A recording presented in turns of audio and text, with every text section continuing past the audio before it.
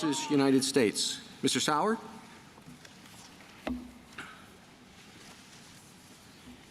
Mr. Chief Justice, and may it please the court. Without presidential immunity from criminal prosecution, there can be no presidency as we know it. For 234 years of American history, no president was ever prosecuted for his official acts. The framers of our Constitution viewed an energetic executive as essential to securing liberty. If a president can be charged, put on trial, and imprisoned for his most controversial decisions as soon as he leaves office, that looming threat will distort the president's decision-making precisely when bold and fearless action is most needed. Every current president will face de facto blackmail and extortion by his political rivals while he is still in office. The implications of the court's decision here extend far beyond the facts of this case. Could President George W. Bush have been sent to prison for obstructing an official proceeding or allegedly lying to Congress to induce war in Iraq? Could President Obama be charged with murder for killing U.S. citizens abroad by drone strike? Could President Biden someday be charged with unlawfully inducing immigrants to enter the country illegally for his border policies? The answer to all these questions is no. Prosecuting the president for his official acts is an innovation with no foothold in history or tradition and incompatible with our constitutional structure. The original meaning of the executive vesting clause, the framers' understanding and intent, an unbroken historical tradition spanning 200 years, and policy considerations rooted in the separation of powers all counsel against it. I welcome the court's questions. Mr. Sauer, to your last point, could you be more precise as to the source of this immunity? The source of the immunity is principally rooted in the executive vesting clause of Article 2, Section 1. And how does that happen? The source of it, Justice Thomas, I think is, as you described in your separate opinion in Zivotofsky, for example, that the executive vesting clause does not include only executive powers laid out explicitly therein, but encompasses all the powers that were originally understood to be included therein. And Marbury against Madison itself provides strong evidence this kind of immunity, a broad principle of immunity that protects the president's official acts from scrutiny, direct sitting in judgment, so to speak, of the Article 3 courts. That matches the original understanding of the executive vesting clause. How exactly would we determine what an official act is? I'd point the court to two cases for that. Obviously, Fitzgerald against Nixon is the best guidance that the court gives, where the court adopted the outer perimeter test. And this court engaged in analysis there that's very instructive here, where it looked at the level of specificity at which the acts are described. In that case, a civil case. Here it would be the indictment. Well, what if you have, let's say, the official act is appointing ambassadors, and the president appoints a particular individual to a country, but it's in exchange for a bribe. Somebody says, I'll give you $1 million if I'm made the ambassador to whatever. How do you analyze that? That, I think, would fall under this court's discussion in Brewster, where the court held with respect to legislative acts that bribery is not an official act, which also matches the common law background. So the way that this court in Brewster kind of sliced at the joint was to say accepting the bribe and the agreement to sex the bribe are not official acts. That's private conduct. Okay, subsequent appointment would be essentially an unrestrictable power of this court that Congress couldn't directly regulate. It's not, accepting the bribe isn't an official act, but appointing an ambassador is certainly within the official responsibilities of the president. So how could you, how does your official acts or the official acts boundary come into play when it's going to be official, assuming that the president is innocent? But the whole question is whether he's going to be found innocent or guilty. Again, I think Brewster and Johnson do address that, or very persuasively at least, in a slightly different context. Brewster and Johnson say the indictment has to be expunged of all the immune official acts. So there has to be determination what's official, what's not official. Well, you expunge the official. You say, okay, we're prosecuting you because you accepted $1 million.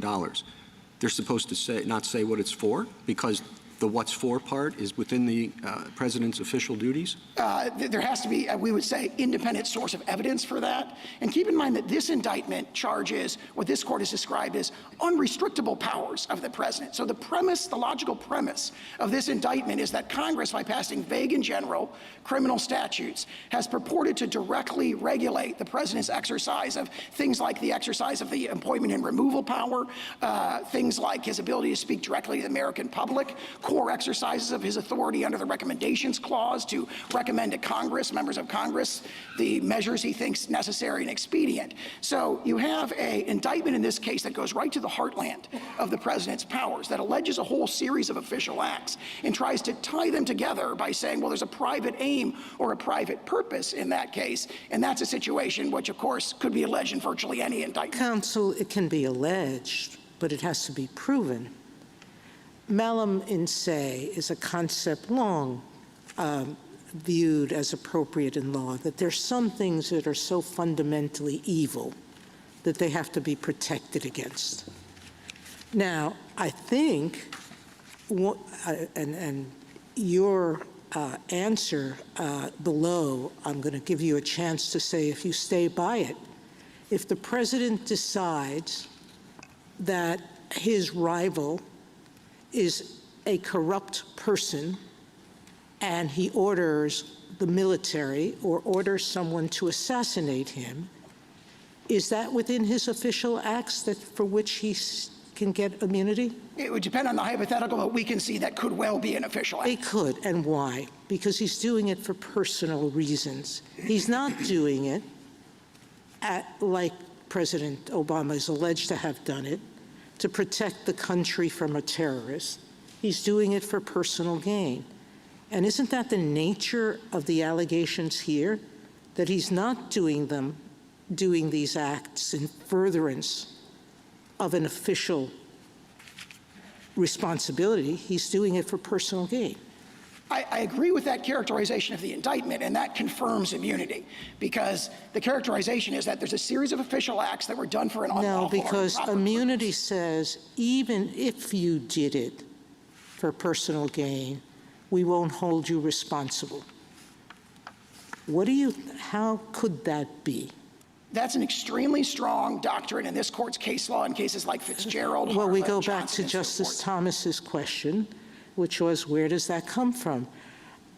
There are amici here who tell us that the founders actually talked about whether to grant immunity to the president. And in fact, they had state constitutions that granted some criminal immunity to governors. And yet, they didn't take it up.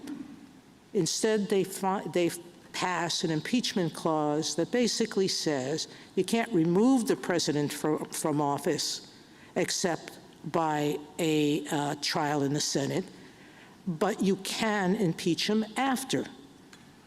So, or you can impose criminal liability. We would be creating a situation in which we would be saying, this is what you're asking us to say, which is that a president is entitled not to make a mistake, but more than that, a president is entitled for total personal gain to use the trappings of his office. That's what you're trying to get us to hold, without facing criminal liability. Your Honor, I would say three things in response to that. First, the doctrine that immunity does not turn on the allegedly improper motivation or purpose is something that this court has reaffirmed in at least 9 or 10 That's cases. absolute immunity, but qualified immunity does say that whatever act you take has to be within what a reasonable person would do. I'm having a hard time thinking that creating false documents, that submitting false documents, that ordering the assassination of a rival, that accepting a bribe, and countless other laws that could be broken for personal gain, that anyone would say that it would be reasonable for a president or any public official to do that. Your Honor, as this court said very persuasively in Fitzgerald, the allegation that this particular act would be done for an unlawful purpose or was unlawful could be made in every case. And therefore, if that were the doctrine, that the allegation of improper purpose is what deprives the objective acts of their immunity, then the immunity would have no purchase. And that's reflected in many of the other court's cases. Isn't the work, though, of the improper motive, at least in the absolute immunity context, to tell us what are official acts and what are not? I mean, I'd understood that even in the, first of all, your ask is absolute immunity, isn't it? That's our principal position. That's yes. your position is you want the same kind of doctrine that we've applied in other contexts when we say an official has absolute immunity. And my understanding is that when we say that, we mean for their official acts. Is that right? Yes. Okay, yes. so any official act, so then in that world, the real decision-making from the court standpoint is whether or not something is an official act or not, correct? That is an important determination by all means. I mean, that's the determination in the absolute immunity world, because if you determine that it's an official act, then the principle is that you get immunity for it, correct? That is correct. All right, so my question, and I think the Chief Justice may have asked this at the beginning, is how do you determine what, or maybe Justice Thomas, how do you determine what is an official act? And when we're talking about the kinds of scenarios that Justice Sotomayor brought up, one could say that when the president is using the trappings of his office to achieve a personal gain, then he's actually not acting officially, even if the doctrine was absolute immunity. So what do you say about that? Two things in response to that. First, to the last point, that allegation that this was really motivated by an improper private purpose could be made in every single case. No, I understand that, but it would have to be made. I'm just trying to assess, even if we had the doctrine of absolute immunity, that same allegation and the facts related to it would come in because the person would be arguing that he was not acting in his official capacity. He wasn't doing something official. He was doing it personal, correct? I agree. The objective, or I'm not sure I agree, but the point I would make in response to that is in Fitzgerald against Nixon, this court emphasized that would result in an intrusive discussion or determination of the president's personal motives for every official act. And again, this is not just in the case of the presidency. All right, can I just ask you another quick question before my colleagues take it over here? At the beginning of your analysis, when you were giving your opening statement, you were talking about you suggested that the lack of immunity and the possibility of prosecution in the presidential context is like an innovation. And I understood it to be the status quo. I mean, I understood that every president from the beginning of time, essentially, has understood that there was a threat of prosecution, if for no other reason than the Constitution suggests that they can be prosecuted after impeachment. That, the Office of Legal Counsel has said forever that presidents are amenable to a threat of prosecution, and they have continued to function and do their jobs and do all the things that presidents do. So it seems to me that you are asking now for a change in what the law is related to immunity. I would quote from what Benjamin Franklin said at the Constitutional Convention, which I think reflects best the founders' original understanding and intent here, which is at the Constitutional Convention, Benjamin Franklin said, "History provides one example only of a chief magistrate who was subject to public justice, criminal prosecution, and everybody cried out against that." No, I understand, but since Benjamin Franklin, everybody has thought, including the presidents who've held the office, that they were taking this office subject to potential criminal prosecution, no? I don't. I see the opposite. I see all the evidence going the other way. Marbury against Madison, Mississippi against Johnson discussed this broad immunity principle that naturally. So what was up with the pardon? What was up with the pardon for President Nixon? I think if everybody thought that presidents couldn't be prosecuted, then what was that about? Well, he was under investigation for both private and public conduct at the time, official acts and private conduct. And I think everyone has properly understood that the president, since like President Grant's carriage riding incident, everyone has understood that the president could be prosecuted. Counsel, on that score, there does seem to be some common ground between you and your colleague on the other side, that no man's above the law, and that the president can be prosecuted after he leaves office for his private conduct. Is that right? We agree with that. And then the question becomes, as we've been exploring here today, a little bit about how to segregate private from official conduct that may or may not enjoys some immunity, and I'm sure we're going to spend a lot of time exploring that. But the D.C. Circuit in Blazing Chief Judge there, joined by the panel, expressed some views about how to segregate private conduct for which no man is above the law from official acts.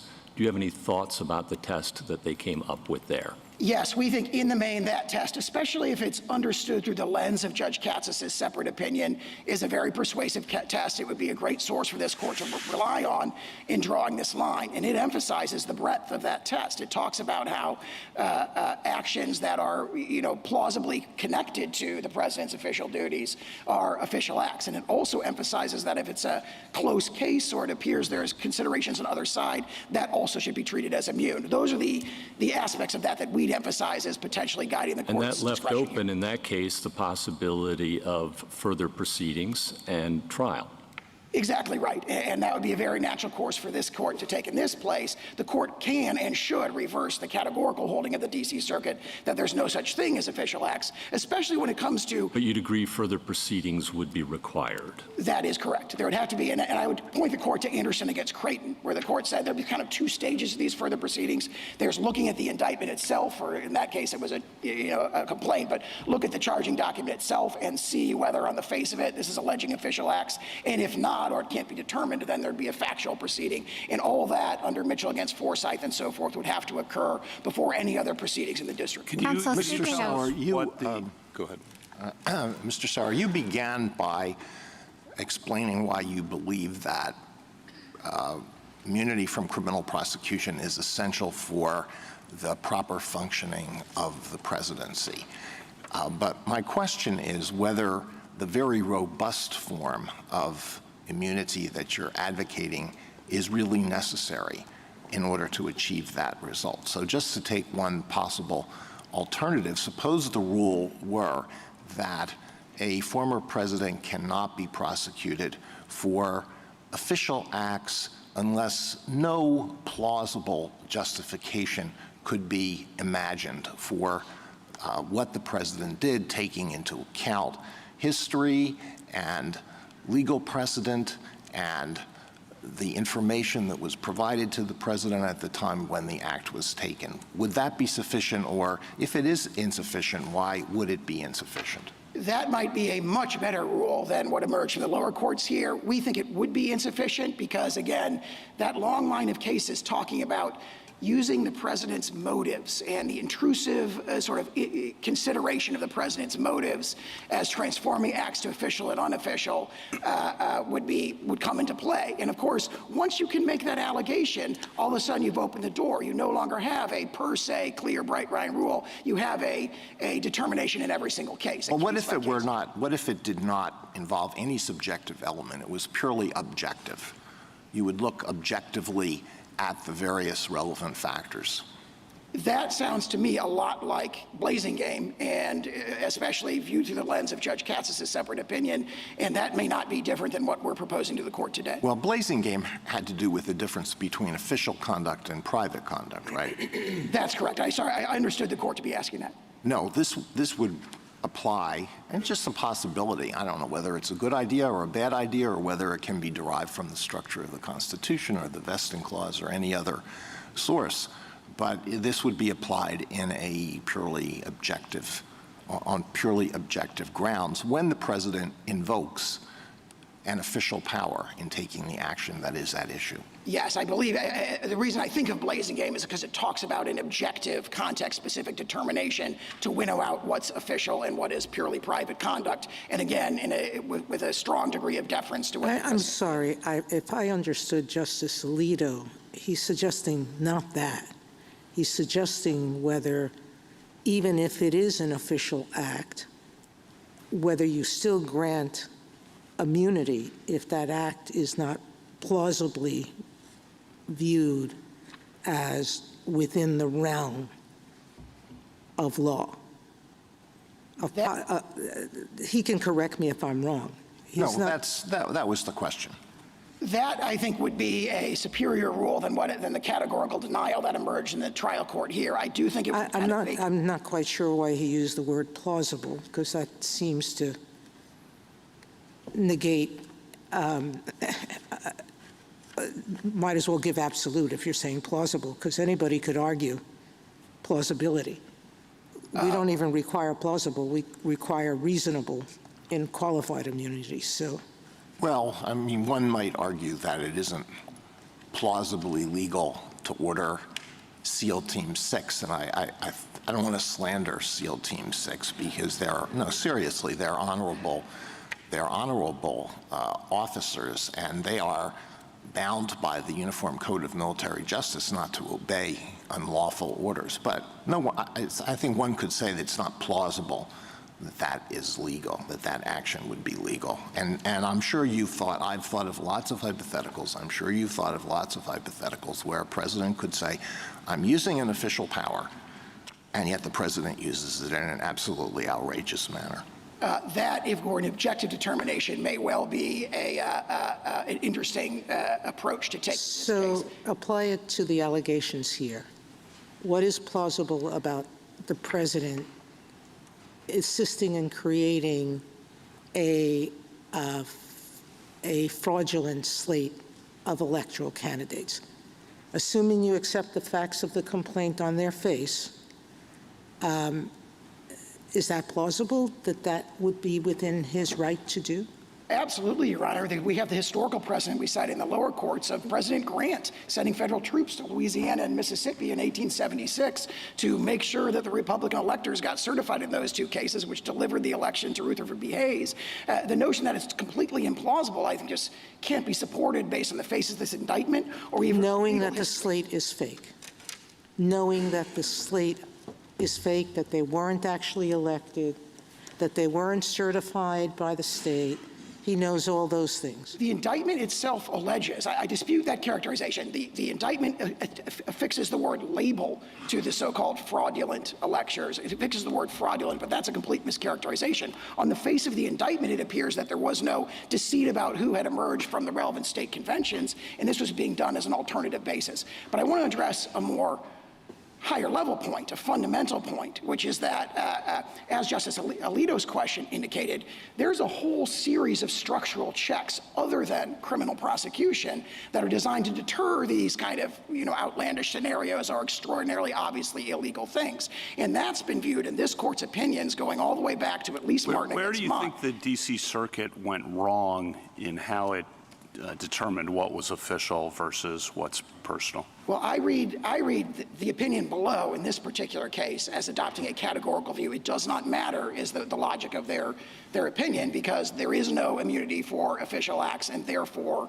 that's the end of the story. I don't really think they went wrong in Blazing Game in the civil context when they engage in the same determination with respect to what's official and what isn't official. There, we agree with most of what that opinion says. And for some official acts that are not within the Article II exclusive power, okay, so official acts but not within the Article II exclusive power, even for those, I assume you would think that a clear statement has to be required, a clear statement in the statute covering the president if the president's official acts are going to be criminalized. Absolutely. Obviously, the issue is, at the highest possible level when it comes to the unrestrictable powers, like as in this indictment, the Well, I'm assuming the exclusive powers are walled off and can't be prosecuted before there's a lot of official powers that are not exclusive to the president under his Article II authority. But for those, I understood you to be saying at a minimum there would need to be a clear statement in the statute referencing the president so that the president's on notice and can conduct himself or herself accordingly. That's absolutely correct, and that'd be consistent both with Franklin and Public Citizen and cases, a long series of other clear statements. Can I follow up on that? ask Because you, go ahead. Go ahead. So you concede that private acts don't get immunity. We do. Okay. So in the special counsel's brief on pages 46 and 47, he urges us, even if we were to decide or assume that there was some sort of immunity for official acts, that there were sufficient private acts in the indictment for the case to go back and the trial to begin immediately. And I want to know if you agree or disagree about the characterization of these acts as private. Petitioner turned to a private attorney, was willing to spread knowingly false claims of election fraud to spearhead his challenges to the election results. Private? As alleged. I mean, we dispute the allegation, but Of that course. sounds private to me. Sounds private. Petitioner conspired with another private attorney who caused the filing in court of a verification signed by petitioner that contained false allegations to support a challenge. That Private. also sounds private. 3 private actors, 2 attorneys, including those mentioned above, and a political consultant helped implement a plan to submit fraudulent slates of presidential electors to obstruct the certification proceeding, and petitioner and a co-conspirator attorney directed that effort. You read it quickly. I believe that's Yeah. private. I don't want to. So those acts you would not dispute. Those were private, and you wouldn't raise a claim that they were official. As characterized, what we would say, Your Honor, if I may, what we would say is official is things like meeting with the Department of Justice to deliberate about who's going to be the acting Attorney General of the United States. Sure. Communicating with the American public, communicating with Congress about matters of enormous Thank you. concern. Thank you. Thank you, counsel. And what is the consequence in terms of going forward with your acknowledgement that those are private acts as opposed to official acts? If you look at the indictment here, there's a bunch of acts that we think are just clearly official. There may be allegations that mostly relate to what the government has described here as private aim or private end, and the court should remand or address itself, but remand for a Brewster-like determination, which is what's official and what's private. The official stuff has to be expunged completely from the indictment before the case can go forward, and there has to be a determination, at least on remand, of what's official, a 2-stage determination of what's official and what's private. Well, if you expunge the official part from the indictment, how do you, I mean, that's like a one-legged stool, right? I mean, giving somebody money isn't bribery unless you get something in exchange. And if what you get in exchange is to become the ambassador to a particular country, that is official, the appointment. It's within the president's prerogatives. The unofficial part is I'm going to get $1 million for it. So if you say you have to expunge the official part, how does that go forward?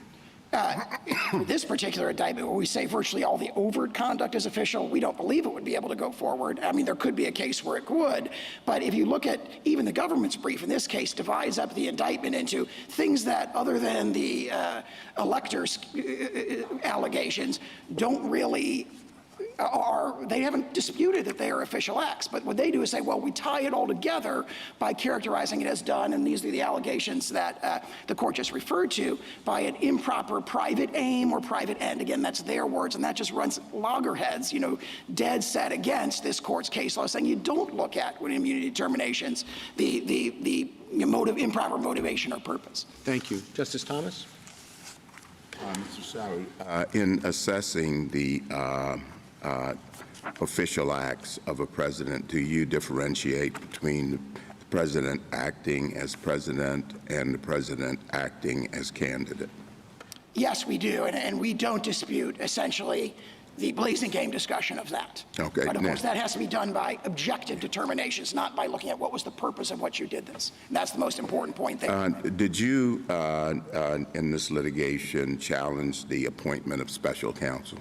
Not directly. We have done so in the Southern District of Florida case, and we totally agree with the analysis provided by Attorney General Meese and Attorney General Mukasey. And it points to a very important issue here, because one of their arguments is, of course, that we should have this presumption of regularity. That runs into the reality that we have here an extraordinary prosecutorial power being exercised by someone who was never nominated by the president or confirmed by the Senate at any time.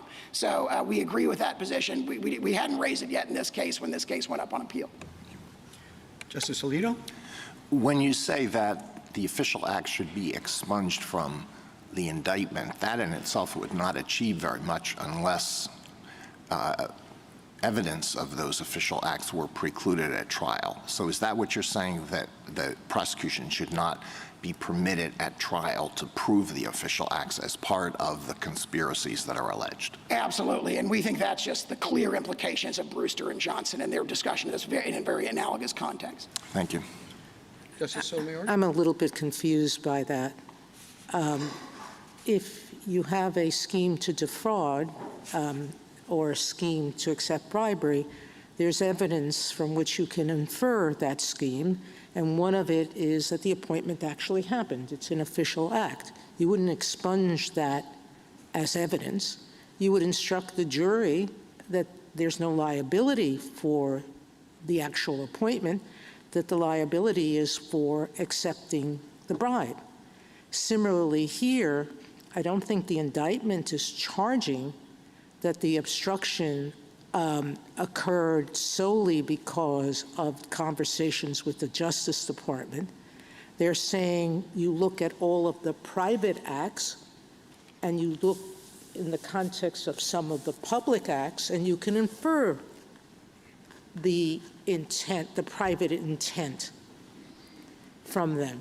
So I'm not sure that I understand why your problems couldn't be taken care of at trial with an instruction, if we believe, if the court were to find, I'm not even sure how they could, but if it were to find that some public acts could not be the basis of criminal liability. I think the best thing I can say to that is, and I think this ties into the Chief Justice's question about a one-legged stool. Brewster and Johnson in subsequent cases like Heltowski versus Meaner essentially say that this is a one-legged stool problem. It will be difficult for some of these prosecutions to proceed, and that is the implications of official immunity, which is dictated in the Constitution here by the Executive Vesting Clause. Justice Kagan? Can I continue on in Justice Barrett's vein a little bit and ask you about some of the allegations of the indictment and whether they're official acts or not in your view? So the defendant signed a verification affirming false election fraud allegations made on his behalf in a lawsuit filed in his name against the Georgia governor. I don't think we've disputed that that's official. I'm sorry, that is unofficial. That's unofficial. Same for the defendant called the chairwoman of the Republican National Committee, asked her to gather electors in targeted states, falsely represented to her that such electors' votes would be used only if ongoing litigation in one of the states changed the results in the defendant's favor. We have taken the position that that is official. That's official? Yes. Why would that be official? Because the organization of alternate slates of electors is based on, for example, the historical example of President Grant is something that was done pursuant to and ancillary and preparatory to the exercise of the core recommendation clause power. So when President Trump couldn't he have taken this action just in the status of a candidate? The fact that he could have done so doesn't demonstrate that he did do so in this case, and based on the allegations, we think it's clear he did not, that this was done in an official capacity. The defendant asked the Arizona House Speaker to call the legislature into session to hold a hearing based on their claims of election fraud. Absolutely an official act for the president to communicate with state officials on a matter of enormous federal interest and concern, attempting to defend the integrity of a federal election, to communicate with state officials and urge them to view what he views as their job under state law and federal law. That's an official act. Well, attempting to defend the integrity of the election, I mean, that's the defense. The allegation is that he was attempting to overthrow an election. Essentially, exactly right. And neither allegation of what the purpose is should make a difference as to whether it's immune. That is extremely strong precedent from this court. Does it strike you as odd that your understanding of immunity goes way beyond what OLC has ever claimed for a former president? I view the OLC opinions here as strongly supporting us, because any time a congressional statute basically got anywhere near touching the president's prerogatives, they've said, oh, we're going to interpret the statute narrowly to avoid that. So well, that's a different question. I mean, what OLC has always said is that sitting presidents get immunity, but former presidents, no. Now, there might be a different argument made about whether a statute or whether a statute as applied to particular conduct is properly available against the president. But that's a very different argument than the immunity claim that you're making here, which OLC has definitively not supported. I don't know if I put it that way. I don't recall an opinion directly addressing it, but more fundamental to us, Your Honor, is in fact the language of cases like Marbury and statements like made by Benjamin Franklin at the Constitutional Convention, statements of George Washington talking about the massive risk of factional strife and how that could destroy the republic and erect a new government on the ruins of public liberty. That's what we rely on principally here. I cite the OLC opinions because, of course, what you see there is a very strong trend that if there's any statute that might trench in any way on the president's prerogatives, which they interpret it to avoid that. If a president sells nuclear secrets to a foreign adversary, is that immune? that sounds like, similar to the bribery example, likely not immune. Now, if it's structured as an official act, he would have to be impeached and convicted first before. What does that mean if it's structured as an official act? Well, I don't know in the hypothetical whether or not that would be an official act. You'd probably have to have more details to apply the blazing game analysis or even the Fitzgerald analysis that we've been talking about. How about if a president orders the military to stage a coup? I think that, as the Chief Justice pointed out earlier, where there is a whole series of, sort of guidelines against that, so to speak, like the UCMJ prohibits the military from following a plainly unlawful act. If one adopted Justice Alito's test, that would fall outside. Now, if one adopts, for example, the Fitzgerald test that we advanced, that might well be an official act, and he would have to be, as I'll say in response to all these kinds of hypotheticals, has to be impeached and convicted before he can be criminally prosecuted. But I emphasize to the court that— Well, he's gone. Let's say this president who ordered the military to stage a coup. He's no longer president. He wasn't impeached. He couldn't be impeached. But he ordered the military to stage a coup, and you're saying that's an official act. I think it would depend. That's immune. I think it would depend on the circumstances whether it was an official act. If it were an official act, again, he would have to be impeached. Well, what does that mean, depend on the circumstances? He was the president. He is the commander-in-chief. He talks to his generals all the time. And he told the generals, I don't feel like leaving office. I want to stage a coup. Is that immune?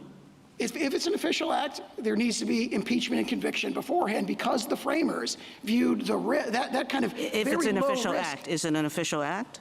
If it's an official act, it's impeachment. Is it an official act? On the way you've described that hypothetical, it could well be. I just don't know. You'd have to, again, it's a fact-specific, context-specific determination. That That's answer not sounds to me as though it's like, yeah, under my test, it's an official act, but that sure sounds bad, doesn't it? Well, it certainly sounds very bad, and that's why the framers have a whole series of structural checks that have successfully, for the last 234 years, prevented that very kind of extreme hypothetical.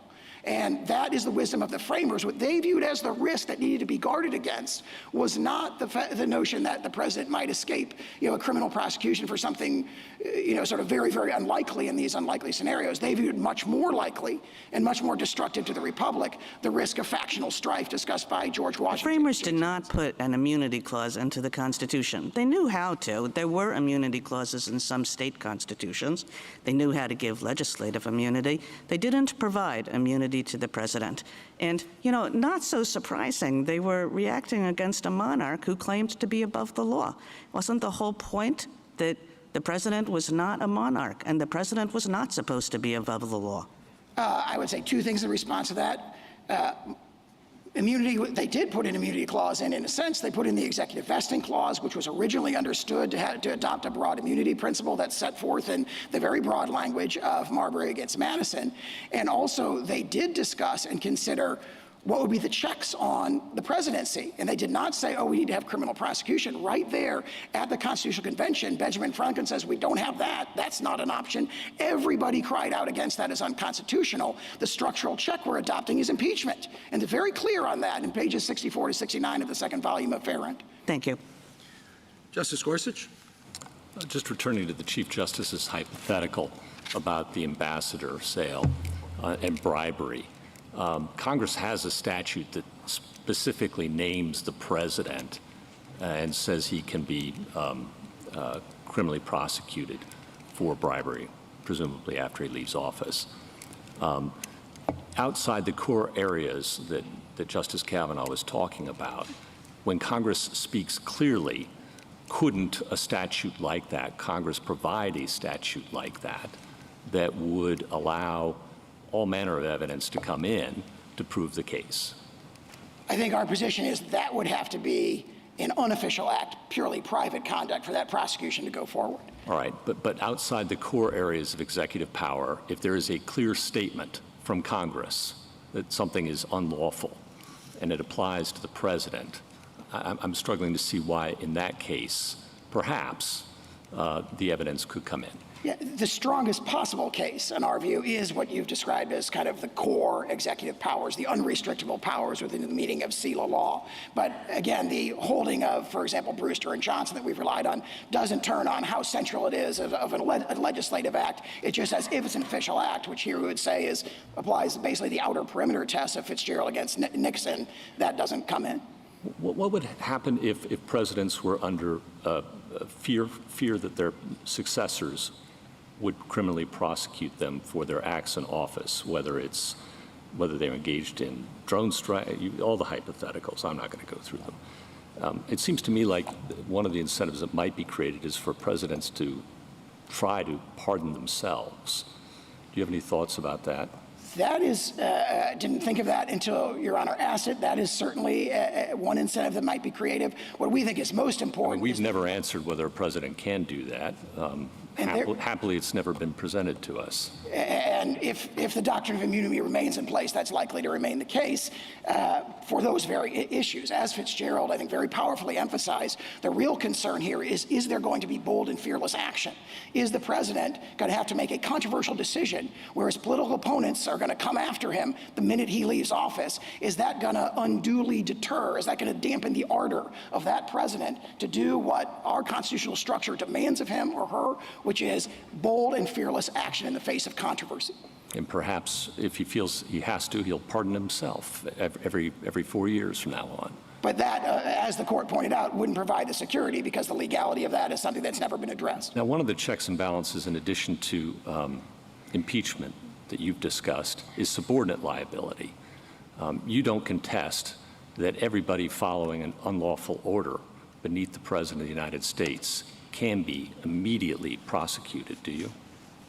I'm sorry, if the court is asking whether they could be. If the president gives an unlawful order, call in the troops, all the examples we've heard, every subordinate beneath him faces criminal prosecution, don't they? That is what Gouverneur Morris said explicitly at the Constitutional Convention, that is, coadjutators could be prosecuted. There is an important caveat because, of course, there would have to be a statute that would govern that for them to be prosecuted. Oh, we've got lots of statutes. The criminal law books are replete. But, I mean, do you agree, is that one check that's available?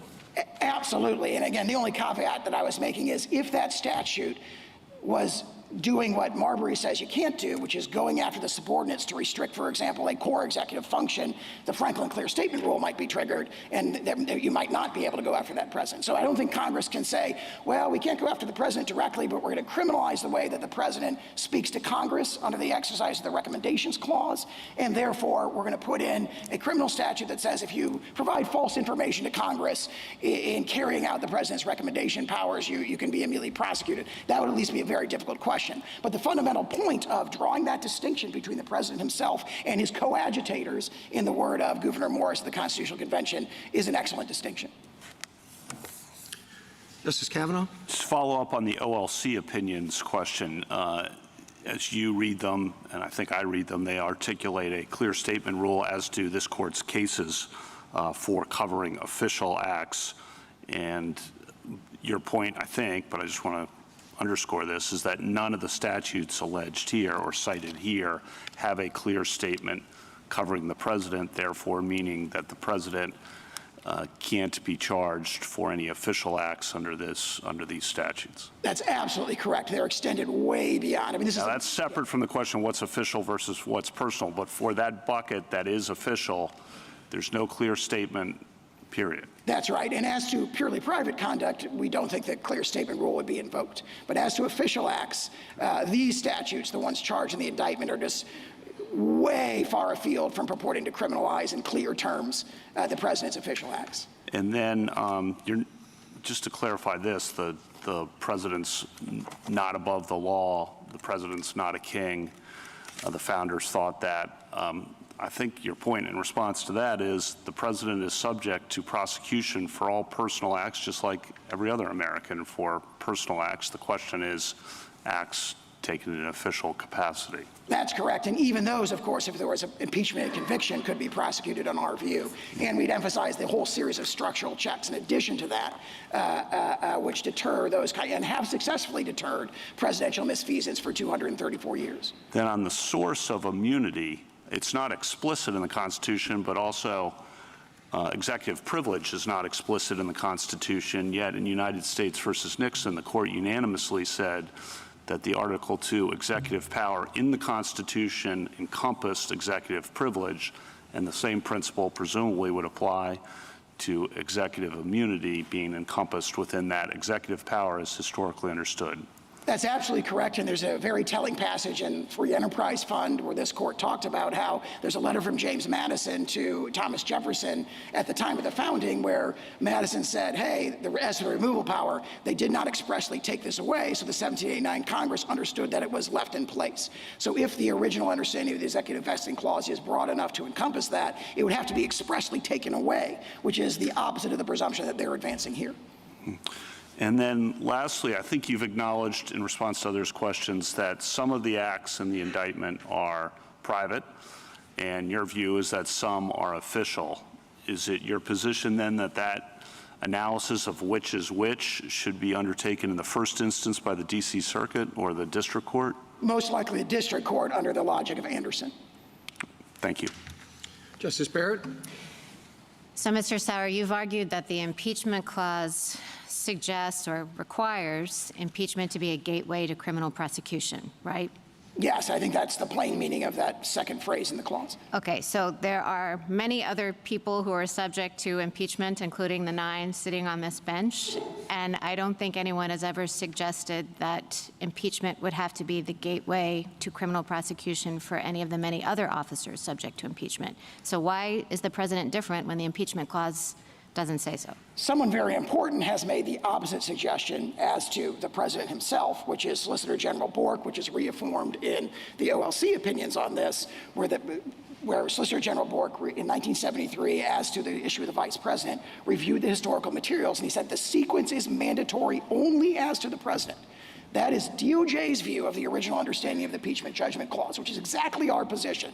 The sequence is mandatory only as to the president. Keep in mind that the criminal prosecution of a president prior to impeachment contradicts, in our view, the plain language of the Constitution, but also hundreds of years of history, and what DOJ admits is the framers' intent. And so we say that that practice, whatever its validity, should not be extended to this novel context where it clashes with the constitutional What if the structure. criminal conduct isn't discovered until after the president is out of office? So there was no opportunity for impeachment. We say the framers assume the risk of under-enforcement by adopting these very structural checks. As Justice Scalia said in Morrison against Olson, the separation of powers prevents us from righting every wrong, but it does so that we do not lose liberty. Okay, and the special counsel makes a point that I think is a pretty compelling one. You admit that if the president were successfully impeached, that he could be criminally prosecuted after impeachment, right? Assuming the prosecution was for the same conduct of which he was convicted, not impeached, he must be convicted. That word conviction is right there in the clause. Okay, granted. But you also say that these criminal statutes, unless they explicitly mention the president, don't apply to him. So how can you say that he would be subject to prosecution after impeachment while at the same time saying that he's exempt from these criminal statutes? Well, there are statutes, as they concede, where Congress has purported to do so. 2 or 3. They haven't done a comprehensive review. I think it looks like all they did was text search for president in 18 U.S. Code. Again, under Franklin, that's a very telling indication that the word president is not in the statute. It isn't necessarily a magic word requirement, so to speak. But more fundamentally than that, they concede there are statutes that exist. In addition to that, much impeachment could occur as a result of private conduct. So the impeachment judgment clause does do significant work by authorizing the subsequent prosecution of a president there, because what the framers, if you look at what they're discussing in the thing, or in the Constitutional Convention, is principally concerns about private conduct, which of course we concede are not immune.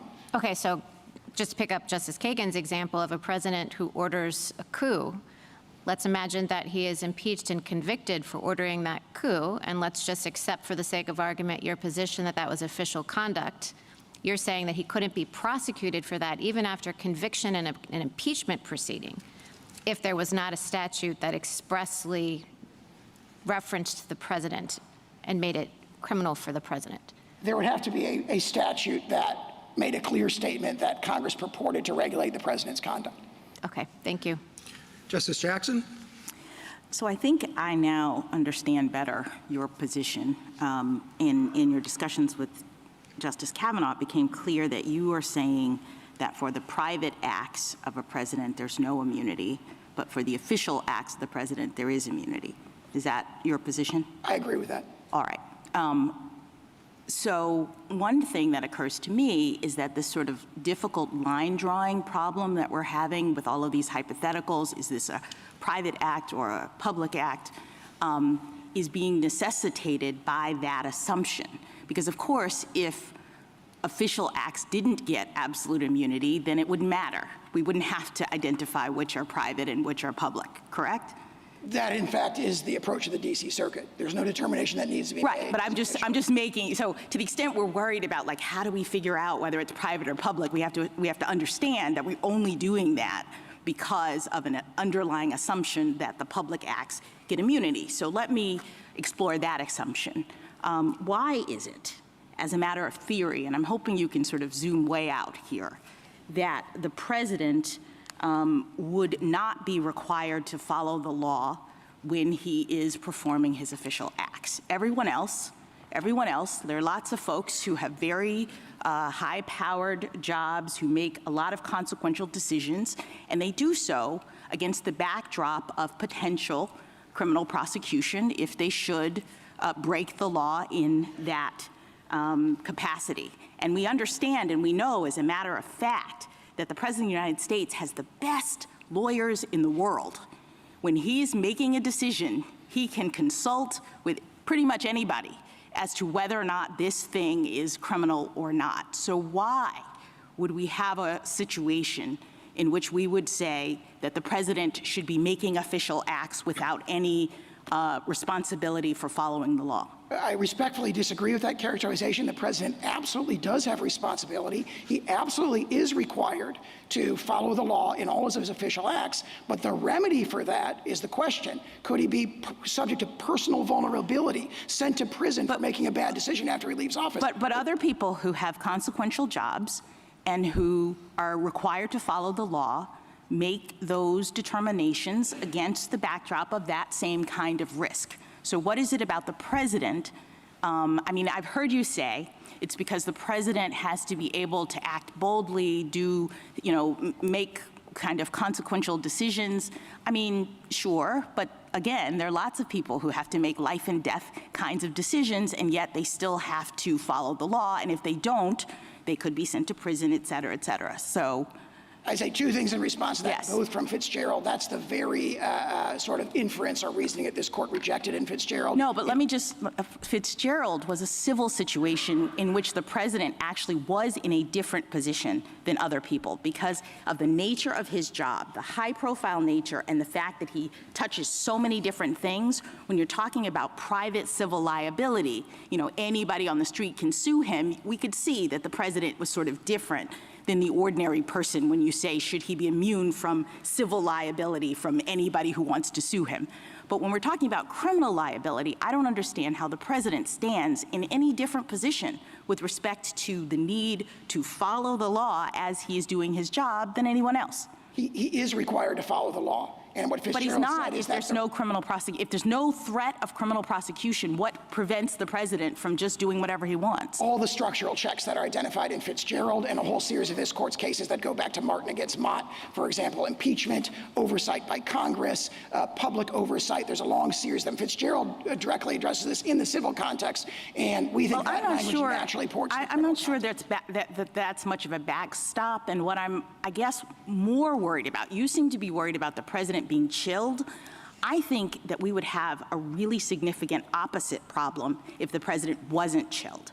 If someone with those kinds of powers, the most powerful person in the world, with the greatest amount of authority, could go into office knowing that there would be no potential penalty for committing crimes, I'm trying to understand what the disincentive is from turning the Oval Office into, the seat of criminal activity in this country.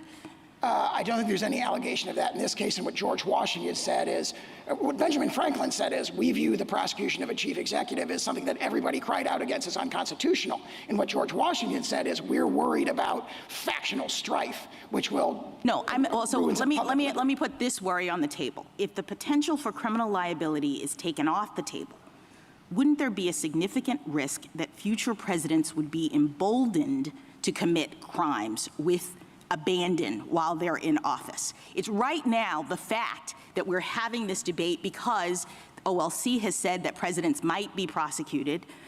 Presidents from the beginning of time have understood that that's a possibility. That might be what has kept this office from turning into the kind of crime center that I'm envisioning. But once we say, no criminal liability, Mr. President, you can do whatever you want, I'm worried that we would have a worse problem than the problem of the president feeling constrained to follow the law while he's in office. I respectfully disagree with that because the regime you've described is the regime we've operated under for 234 years. There has not been an expectation based on 234 years of unbroken political. All right, let me ask you another question. Let me ask you another question about this clear statement line of questioning. First of all, I didn't see you argue that below. I don't know, I understand that you have that set of in your briefs here, but did you argue before the DC Circuit something about a clear statement with respect to statutes? Yes, in our separately filed motion to dismiss based on statutory grounds, we extensively argued not just this clear statement rule, but a whole panel. Right, but that's not the question presented in this case. The question presented in this case comes out of your motion for immunity. So to bring in now an argument that you didn't raise below, it seems to me you forfeited it, no? I believe it's fairly included within the question presented, especially because the court expanded the question presented from what either of the parties submitted to But not to statutory interpretation. I mean, that argument goes to statutory avoidance, constitutional avoidance, statutory interpretation. You asked for immunity, which is a totally different thing. I think they're very closely related logically. The question is does immunity exist and to what extent does it? And the argument is immunity at least exists to the extent that it raises a grave constitutional question, and that triggers the clear statement rule. That's a really tight But that's logical totally relationship. circular. You use that argument to avoid constitutional questions. You are asking us a constitutional question here, so it doesn't even make sense to talk about clear statement in rule the way that it's come up in the context of an immunity question. But let me ask you this about it. I had one more question. So what is the argument that the President of the United States, who you say is bound by the law, is not on notice that he has to do his job consistent with the law? I mean, to the extent that the clear statement rule comes in at all, it's about the person not being on notice. So I guess I don't understand why Congress, in every criminal statute, would have to say, and the president is included. I thought that was the sort of background understanding, that if they're enacting a generally applicable criminal statute, it applies to the president just like everyone else. So what is the clear statement that would have to be made in this context? Under Franklin and under Public Citizen, Congress has to speak clearly before it interferes with the president's powers, and we have here an indictment that seeks to criminalize objective conduct that falls within the heartland of core executive authority. Thank you. Thank you, counsel. Mr. Dreeben? Mr. Chief Justice, and may it please the court. This court has never recognized absolute criminal immunity for any public official. Petitioner, however, claims that a former president has permanent criminal immunity for his official acts unless he was first impeached and convicted. His novel theory would immunize former presidents for criminal liability for bribery, treason, sedition, murder, and here conspiring to use fraud to overturn the results of an election and perpetuate himself in power. Such presidential immunity has no foundation in the Constitution. The framers knew too well the dangers of a king who could do no wrong.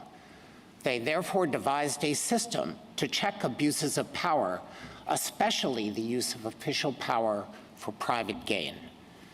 Here, the executive branch is enforcing congressional statutes and seeking accountability for petitioners' alleged misuse of official power to subvert democracy. That is a compelling public interest. In response, petitioner raises concerns about potential abuses, but established legal safeguards provide layers of protections, with the Article III courts providing the ultimate check. The existing system is a carefully balanced framework.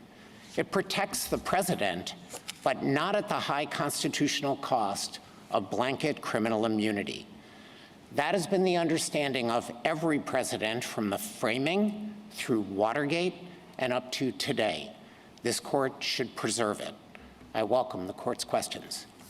Mr. Dreeben, does the president have immunity, or are you saying that there's no immunity, presidential immunity, even for official acts? Yes, Justice Thomas, but I think that it's important to put in perspective the position that we are offering the court today. The president, as the head of the Article II branch, can assert, as applied, Article II objections to criminal laws that interfere with an exclusive power possessed by the president or that prevent the president from accomplishing his constitutionally assigned functions. That is the constitutional doctrine that currently governs the separation of powers. What petitioner is asking for is a broad blanket immunity that would protect the president, a former president, from any criminal exposure absent impeachment and conviction, which has never happened in our history. And we submit that is not necessary in order to assure that the president can perform all of the important tasks that the Constitution reposes in him. Over in not so distant past, the presidents or certain presidents have engaged in various activity, coups or operations like Operation Mongoose when I was a teenager, and yet there were no prosecutions. Why? If what you're saying is right, it would seem that that would have been ripe for criminal prosecution of someone. So, Justice Thomas, I think this is a central question. The reason why there have not been prior criminal prosecutions is that there were not crimes. And I want to explain why there are layers of safeguards that assure that former presidents do not have to lightly assume criminal liability for any of their official acts. At the outset, there is a statutory construction principle that is applicable here. It arises when there is a serious constitutional question about applying a criminal statute to the president's acts. It is not, and I'm sure that we will discuss this, that no statute can apply to the president in his official capacity absent a designation of the president in it. But there is a principle that if there is a serious constitutional question, courts will strive to construe the statute so that it does not apply to the president. In addition to that, the president, I think has been mentioned earlier, has access to advice from the Attorney General, and it would be a due process problem to prosecute a president who received advice from the Attorney General that his actions were lawful, absent the kind of collusion or conspiracy that itself represented a criminal violation, which I don't really see as being a realistic option. And then if I could say one more thing, because you raised the question about potential overseas taking of life. And the Office of Legal Counsel has addressed this quite specifically. There is a background principle of criminal law called the public authority exception to liability, and it is read into federal law unless Congress takes specific action to oust it, which it never has done as far as I am aware. And in a case in which the president sought to engage in overseas activity that would result in the taking of life, OLC did not say the federal murder statute doesn't apply. That would be the thrust of my friend's argument on clear statement. Instead, OLC went through an extensive analysis on why the public authority defense would prevent it from being considered a violation of law to go after a terrorist, for example. Counsel, the Court of Appeals below, whose decision we're reviewing, said, quote, a former president can be prosecuted for his official acts because the fact of the prosecution means that the former president has allegedly acted in defiance of the laws. Do you agree with that statement? Well, I think it sounds tautologically true, but I want to underscore that the obligation of a president is to take care that the laws are faithfully executed. Well, I think it sounds tautologically true as well, and that, I think, is the clearest statement of the Court's holding, which is why it concerns me. As I read it, it says simply, a former president can be prosecuted because he's being prosecuted. Well, I would not suggest that that's either the proper approach in this case or certainly not the government's approach. A prosecution does, of course, invoke federal criminal law. The allegations have to be presented to a grand jury, which votes upon the indictment. Well, that's what I mean, shortly after that statement in the court, that court's opinion, that's what they said. But there's no reason to worry because the prosecutor will act in good faith, and there's no reason to worry because a grand jury will have returned the indictment.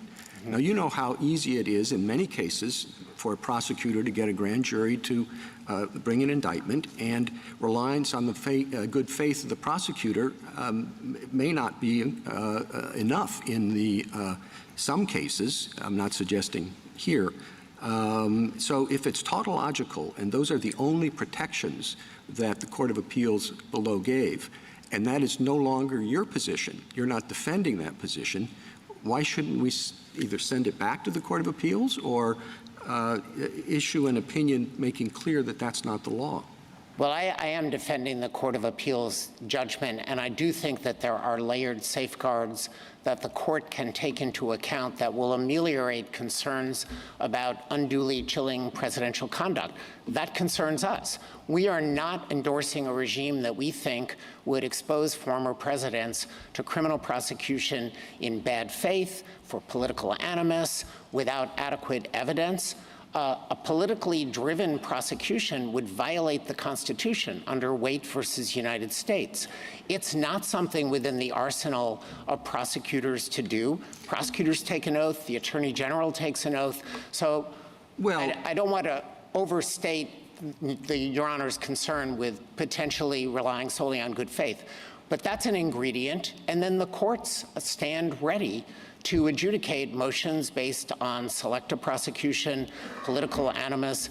This court relied on those very protections in the Vance case just 2 years ago. But what concerns me is, as you know, the Court of Appeals did not get into a focused consideration of what acts we're talking about or what documents we're talking about because of its adoption of what you termed, and I agree quite correctly, as a tautological statement, because the fact of prosecution was enough to take away any official immunity. The fact of prosecution, they had no need to look at what courts normally look at when you're talking about a privilege or immunity question. Well, I think I would take issue, Mr. Chief Justice, with the idea of taking away immunity.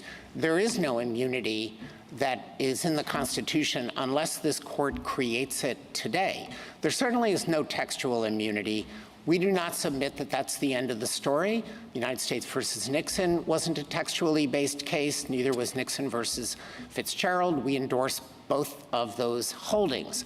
But what is important is that no public official has ever had the kind of absolute criminal immunity that my friend speaks of, even with respect to the speech or debate clause. It's very narrow. It's focused on legislative acts. It's not focused on everything that a congressman does.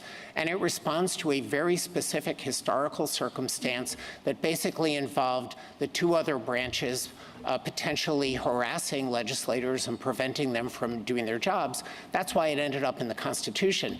Nothing like that ended up in the Constitution for the presidents, and that's because one of the chief concerns of the framers was the risk of presidential misconduct.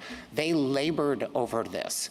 They adopted an impeachment structure that separated removal from office as a political remedy from criminal prosecution. This departed from the British model. The British model was you get impeached and criminally prosecuted and convicted in the same proceeding. The framers did not want that.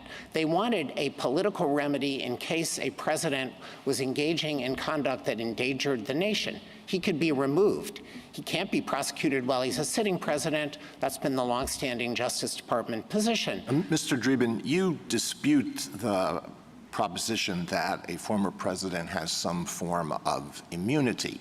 But as I understand your argument, you do recognize that a former president has a form of special protection, namely that statutes that are applicable to everybody must be interpreted differently under some circumstances when they are applied to a former president. Isn't that true?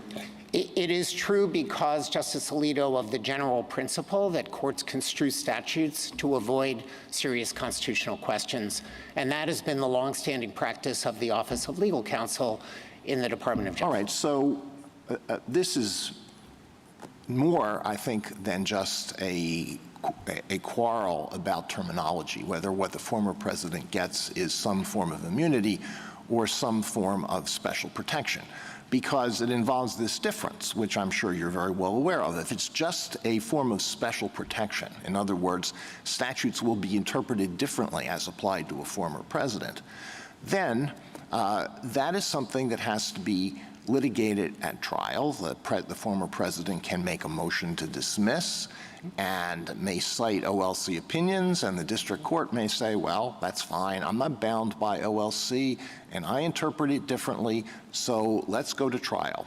And then there has to be a trial, and that may involve great expense, and it may take up a lot of time. And during the trial, the former president may be unable to engage in other activities that the former president would want to engage in. And then the outcome is dependent on the jury, the instructions to the jury, and how the jury returns a verdict, and then it has to be taken up on appeal. So the protection is greatly diluted if you take the form, if it takes the form that you have proposed. Now, why is that better? It's better because it's more balanced. The blanket immunity that petitioner is arguing for just means that criminal prosecution is off the table unless he says that impeachment and conviction have occurred. Those are political remedies that are extremely difficult to achieve in a case where the misconduct occurs close to the end of a president's term. Congress is unlikely to crank up the machinery to do it, and if the impeachment trial has to occur after the president has left office, there's an open question about whether that can happen at all. So you're arguing against most far-reaching aspects of Mr. Sauer's argument, right? That is correct, and let me turn then to why. Well, what about, to unpack it a little more, do you agree that there are some aspects of Article II presidential power that are exclusive and that Congress cannot regulate and therefore cannot criminalize? Absolutely. Okay. For other official acts that the president may take that are not within that exclusive power, assume for the sake of argument, this question, that there's not blanket immunity for those official acts, but that to preserve the separation of powers, to provide fair notice, to make sure Congress has thought about this, that Congress has to speak clearly to criminalize official acts of the president by a specific reference. That seems to be what the OLC opinions suggest. I know you have a little bit of a disagreement with that, and what this court's cases also suggest. So, Justice Kavanaugh, I'd like to take all of those in turn because I don't think this court's cases speak that broadly. I definitely don't think that the Office of Legal Counsel opinions stand for this broad proposition that unless the president is specifically named, he's not in the statute. And I don't think that that's necessary in order to afford adequate protection for the president's valid Article 2 functions. When you said unless, sorry to interrupt, but I want to just get this out and you can incorporate it in the answer. You said unless there's a serious constitutional question. Correct. Well, it's a serious constitutional question whether a statute can be applied to the president's official acts. So wouldn't you always interpret the statute not to apply to the president, even under your formulation, unless Congress had spoken with some clarity? I don't think across the board that a serious constitutional question exists on applying any criminal statute to the president. The problem is the vague obstruction and 371, conspiracy to defraud the United States, can be used against a lot of presidential activities historically with a creative prosecutor who wants to go after a president. Well, let me try to backtrack a little bit. That's what we're talking about historically, is the risk that, and going forward, the risk. So you can take all of that. I think that the question about the risk is very serious, and obviously it is a question that this court has to evaluate. For the executive branch, our view is that there is a balanced protection that better serves the interest of the Constitution, that incorporates both accountability and protection for the president. And I want to go through the protections that do exist, but perhaps it's worth returning at the outset to the statutory construction question that you raised. The Office of Legal Counsel has said the offense of bribery, of course, applies to the president. It does not name the president. Justice Gorsuch, Section 201 does not specifically name the president. I would assume that's personal. So, well, I think that that's what Brewster said. Bribery statute 607 says the president. I've got it in front of me, and so there is that. Well, let me just back up, though, just a second to what was a quick exchange with Justice Kavanaugh that I just want to make sure I understand. Yeah. Did you agree that there are some core functions of the executive that president conduct that Congress cannot criminalize? Yes. So is that a form? I mean, we can call it immunity, or you can call it they can't do it, but what's the difference? We call it an as-applied Article 2 challenge. Okay. Can we call it immunity just for shorthand's sake? So I think we are kind of narrowing the ground of dispute here. It seems to me there is some area you concede that an official acts that Congress cannot criminalize. And now we're just talking about the scope. Well, I don't think it's a just, but I think it's a very significant gap between any official act and the small core of exclusive official acts. I got that, but I want to explore that, okay? So, for example, let's say a president leads a mostly peaceful protest sit-in in front of Congress because he objects to a piece of legislation that's going through. And it, in fact, delays the proceedings in Congress. Now, under 1512C2, that might be corruptly impeding an official proceeding. Is that core and therefore immunized, or whatever word euphemism you want to use for that? Or is that not core and therefore prosecutable? Well, without a clear statement that applies to the president?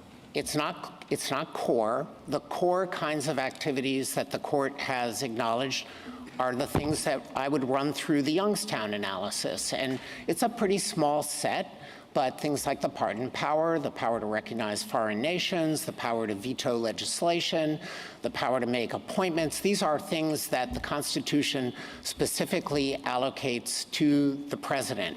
Once you get out... So a president then could be prosecuted for the conduct I described after he leaves office? Probably not, but I want to explain the framework of why I don't think that would be prosecution that would be valid. First, I think you need to run through all of the sort of normal categories of analysis. Is there a serious constitutional question that's posed by applying that statute to the president? If so, then you may well default to it does not apply, at least on that fact I thought you said it, that was my question. Yes, and I understand. You said it fell outside that core, we'll call it immunity for simplicity's sake. Yes, I understand. But there's a separate category. Okay, so why couldn't he be prosecuted for leading a civil rights protest in front of the Capitol that that delays a vote on a piece of important legislation? So I think what you need to do is run through all of the very president-specific protective layers of analysis. So one of them is whether the statute would be construed not to apply to his conduct, even if it's not part of that small core of things that Congress can't regulate at all. If it operates to prevent the president from fulfilling his Article 2. He could have given speeches against it. He did. Yes. But he did something more, and it corruptly impeded and sought to influence an official proceeding. Well, so I don't know. We're starting with the layers, I think, of protection, and we're now down through whether the statute would be construed to apply to him. Then there'd be a question of whether— Assume it does. I will assume it. Then there's a question of whether he has the state of mind necessarily to Assume he violate does. it. Okay. Nobody knows what corrupt intent means. We've been around that tree We will twice already. probably find out. And maybe it means that he knows that he was doing wrong, is what the Perhaps. government told us. Right. He knows he's doing wrong. He knows he shouldn't be up there blocking a congressman from going Well, let me vote. get to the next layer then, which is that the president does have access to the attorney general to provide legal advice and regularly gets legal advice from the Attorney General on the lawful scope of the president's activities. And we could go down two tracks here. One is that the Attorney General advises him that as an incident of his Article 2 authority and in carrying out the functions of the presidency, he can lawfully participate in that protest. It's kind of the First Amendment analog to the president's official powers, which the court is exploring in other cases. Alternatively, the Attorney General could advise him, I'm sorry, Mr. President, there's nothing in the language of this statute that carves you out. I don't see a serious constitutional question in it because you don't have to do that, and I would advise you not to violate the criminal law. And then he could be prosecuted. No. No, if he gets a negative opinion from the Attorney General, he still couldn't be prosecuted? I'm going to assume that most presidents are not going to take Well, but if he gets one and does it anyway, then he could be prosecuted. Well, so then if we are down at that level, I think what we are really asking is whether the president is subject to the criminal law. And our answer is yes, he is subject to the criminal law. Mr. Dreeben, can we go back to the bribery statute? I, like you, understand that the only thing that is covered by that is the president is barred from soliciting or receiving funds in any room or building in the United States. That is correct. And it's an extremely— official building. It's a very limited Yes. mention of the president. And it really, I think, so, as I understand this, there's two very limited provisions mentioning the president as included. That's right. There's a whole number of provisions that exclude the president, many, many, many more that exclude the president, correct? It's a kind of small number on both sides of the now, fence, Justice Barrett made the point that if we say a president can't be included in a criminal law unless explicitly named, then that would bar the Senate from impeaching him for high crimes or misdemeanor, because that means that he's not subject to the law at all, correct? So I think— That's a tautology you can't escape. Justice Sotomayor, what I think that Justice Barrett was saying, and we would agree with it, is that under my friend's position, after impeachment, he could be prosecuted. But under his statutory construction approach, there'd be nothing to prosecute him for. Exactly. That's the point, which is if he's not covered by the criminal law, he can't be impeached for it, for violating it. All right. Now, could we go further on this clear statement rule? The situations, and you mentioned it earlier, in which we have looked to see if the president is covered is contextual, correct? Correct. And what are the factors that generally we'll look at? I'm thinking specifically about whether the APA covers the president. Correct. And what we did there was analyze what powers were being given to in the lawsuit and et cetera. We looked at words, we looked at structure, we looked at separation of powers issues relating to our case law that said you can't direct the president to do anything, and this would have been a subterfuge for that, correct? All correct. All right. So I don't know why two of my colleagues, how they would fashion a clear statement rule that would say when the law says any person can't accept a bribe, that permits the president to do it. So I agree, Justice Sotomayor, that the way that this court has interpreted statutes that do carve out the president, Justice Kavanaugh asked about this, was very context-specific. The Franklin case basically involved a holding that we are highly unlikely to say that the president is an agency, something that the government said would be a peculiar understanding of agency, when the effect of it would be that we would review the president's decisions under statutes for abuse of discretion, which is a very extraordinary thing to do. I think even going back to Marbury, this is perhaps a point on which I agree with my friend. Marbury says discretionary acts of the president are not the kind of thing that the court reviews. All right, could I go back to your brief? And going back to what some of my colleagues have asked you, there appears to be some narrowing principles to the concept that the president is subject to all criminal laws in all situations. Correct. You agree that if it affects core powers, then he would not be subject to any laws that attempted to limit those core powers, that is correct? Right. You're defining core powers as those specified by Article 2. That is essentially correct, yes. All right. And the only words in the Constitution is that that have to do with the president and law is that he shall take care that the law be faithfully executed, correct? That is right. Hard to imagine that a president who breaks the law is faithfully executing the law, correct? He has to execute all of the laws. Well, Mr. Dreeben, do you really, I mean, the presidents have to make a lot of tough decisions about enforcing the law, and they have to make decisions about questions that are unsettled, and they have to make decisions based on the information that's available. Do you really, did I understand you to say, well, you know, if he makes a mistake, he makes a mistake, he's subject to the criminal laws just like anybody else? You don't think he's in a peculiarly precarious position? He's in a special position for a number of reasons. One is that he has access to legal advice about everything that he does.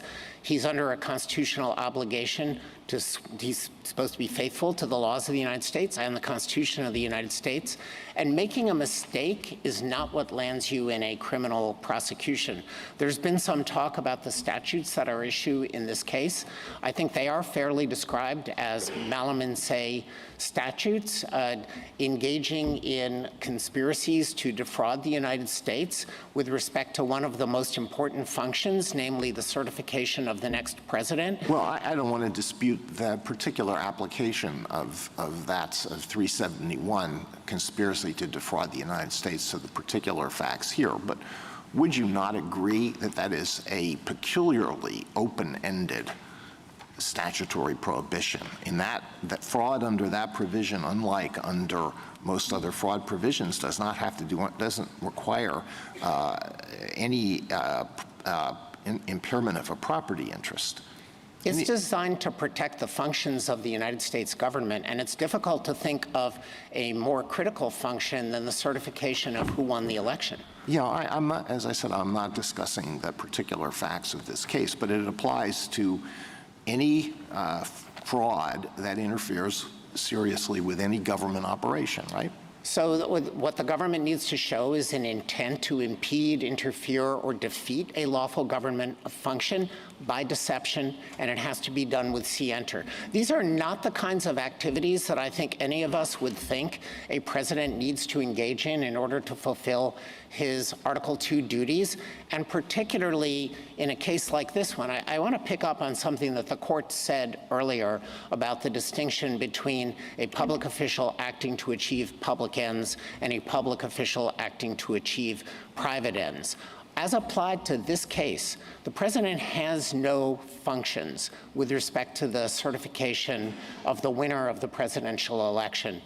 It seems likely that the framers designed the Constitution that way because at the time of the founding, presidents had no two-term limit. They could run again and again, and were expected potentially to want to do that. So the potential for self-interest would explain why the states conduct the elections. They send electors to certify who won those elections and to provide votes, and then Congress in a extraordinary joint session certifies the vote. And the president doesn't have an official role in that proceeding. So it's difficult for me to understand how there could be a serious constitutional question about saying you can't use fraud to defeat that function. You can't obstruct it through deception. You can't deprive millions of voters of their right to have their vote counted for the candidate who they chose. Thank you, counsel. Justice Thomas? Justice Alito? Could we just briefly review the layers of protection that you think exists? And I'm going to start with what the D.C. Circuit said. So the first layer of protection is that attorneys general and other Justice Department attorneys can be trusted to act in a professional and ethical manner, right? Yes. How robust is that protection? I mean, most of the vast majority of attorneys general and Justice Department attorneys, and we both served in the Justice Department for a long time, are honorable people, and they take their professional ethical responsibilities seriously. But there have been exceptions, right? Both among attorneys general and among federal prosecutors. There have been rare exceptions, Justice Alito, but when we're talking about layers of protection, I do think this is the starting point. And if the court has concerns about the robustness of it, I would suggest looking at the charges in this case. Well, I want to talk about this in the abstract, because what is before us, of course, does involve this particular case, which is immensely important. But whatever we decide is going to apply to all future presidents. So as for attorneys general, there have been two who were convicted of criminal offenses while in office. There were others. A. Mitchell Palmer's one that comes to mind, who is widely regarded as having abused the power of his office. Would you agree with that?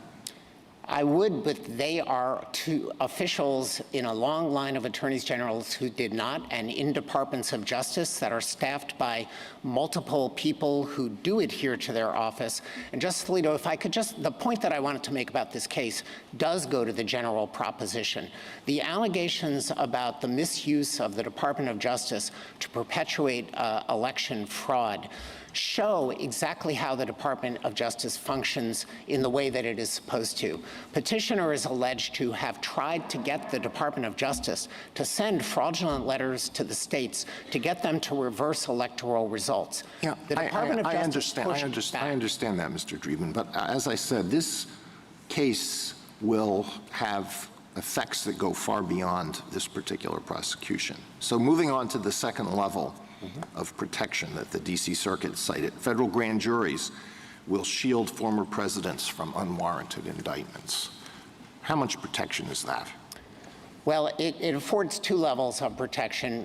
One is the probable cause finding requires evidence. I think some of the fears about groundless prosecutions aren't supported by evidence, and they're not going to get out of the starting gate. I mean, there's the old saw about indicting a ham sandwich. Yes, but I think Justice you had a lot of experience in the Justice Department. You come across a lot of cases where the U.S. attorney or another federal prosecutor really wanted to indict a case and the grand jury refused to do so. There are such cases. Yes. But I think that the other Every level once in a while there's an eclipse, too. Well, I think that's for the most reason is prosecutors have no incentive to bring a case to a grand jury and secure an indictment when they don't have evidence to prove guilt beyond a reasonable doubt. It's self-defeating. All right, then the third level is that former presidents enjoy all the protections afforded all criminal defendants, right? And we've discussed that. And that may be true at the end of the day, but a lot can happen between the time when an indictment is returned and the time when the former president finally gets a vindication, perhaps on appeal. Isn't that correct? It is correct, Justice Alito, but I think that we should also consider the history of this country. As members of the court have observed, it's baked into the Constitution that any president knows that they are exposed to potential criminal prosecution. My friend says after impeachment and conviction, we don't read the impeachment judgment clause that way, but it's common ground that all former presidents have known that they could be indicted and convicted. And Watergate cemented that understanding. The Watergate smoking gun tape involved President Nixon and H.R. Haldeman talking about and then deciding to use the CIA to give a bogus story to the FBI to shut down a criminal investigation. I mean, Mr. Sauer and others have identified events in the past where presidents have engaged in conduct that might have been charged as a federal crime, and you say, well, no, that's not really true. This is page 42 of your brief. So what about President Franklin D. Roosevelt's decision to intern Japanese Americans during World War II? Couldn't that have been charged under 18 U.S.C. 241, conspiracy against civil rights? Today, yes, given this court's decision in Trump versus United States, in which Trump versus Hawaii, excuse me, where the court said Korematsu is overruled. I mean, President Roosevelt made that decision with the advice of his Attorney General. That's a layer of safeguard. Is that really true? I thought Attorney General Biddle thought that there was really no threat of sabotage, as did J. Edgar Hoover. So I think that there is a lot of historical controversy, but it underscores that that occurred during wartime. It implicates potential commander-in-chief concerns about the exigencies of national defense that might provide an as-applied Article II challenge at the time. I'm not suggesting today, but the idea that a decision that was made and ultimately endorsed by this court, perhaps wrongly, in the Korematsu case, would support criminal prosecution under 241, which requires under United States versus Lanier that the right have been made specific so that there is notice to the president. I don't think that would have been satisfied. All right, well, we could go through other historical examples. I won't do that. Let me just touch briefly on a couple of other things. One is the relevance of advice of counsel, and I wasn't clear what your answer is. So if the president gets advice from the Attorney General that something is lawful, is that an absolute defense? Yes, I think that it is under the principle of entrapment by estoppel. This is a due process doctrine that we referred to in our brief, our reply brief in Garland versus Cargill this term at page 19, where we cited authority of this court that if a authorized government representative tells you that what you are about to do is lawful, it would be a root violation of due process to prosecute you for that. Won't that give presidents an incentive to be sure to pick an attorney general who will reliably tell the president that it is lawful to do whatever the president wants to do if there's any possibly conceivable argument in favor of it? So I think the constitutional structure protects against that risk. The president nominates the attorney general, and the Senate provides advice and consent. And these are the sort of structural checks that have operated for 200 years to prevent the kind of abuses that my friend fears going forward as a result of this once-in-history prosecution. On the question of whether a president has the authority to pardon himself, which came up earlier in the argument, what's the answer to that question? I don't believe the Department of Justice has taken a position. The only authority that I'm aware of is a member of the Office of Legal Counsel wrote on a memorandum that there is no self-pardon authority. As far as I know, the department has not addressed it further, and of course this court had not addressed it either.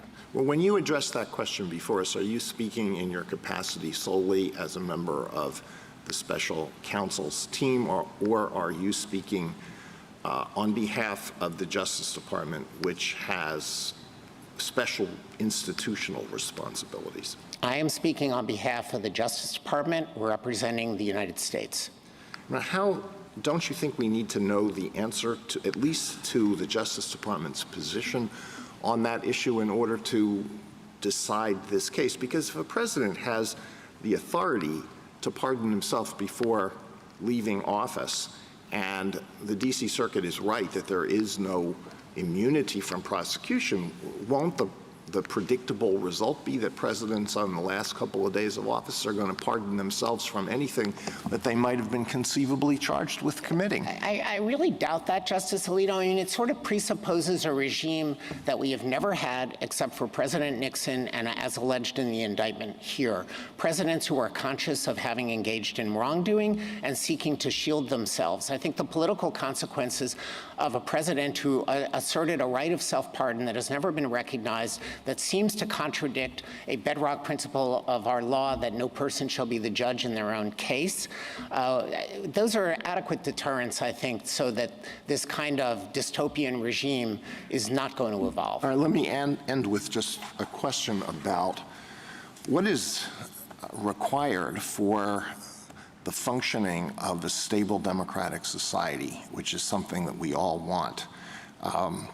I'm sure you would agree with me that a stable democratic society requires that a candidate who loses an election, even a close one, even a hotly contested one, leave office peacefully if that candidate is the incumbent. Of course.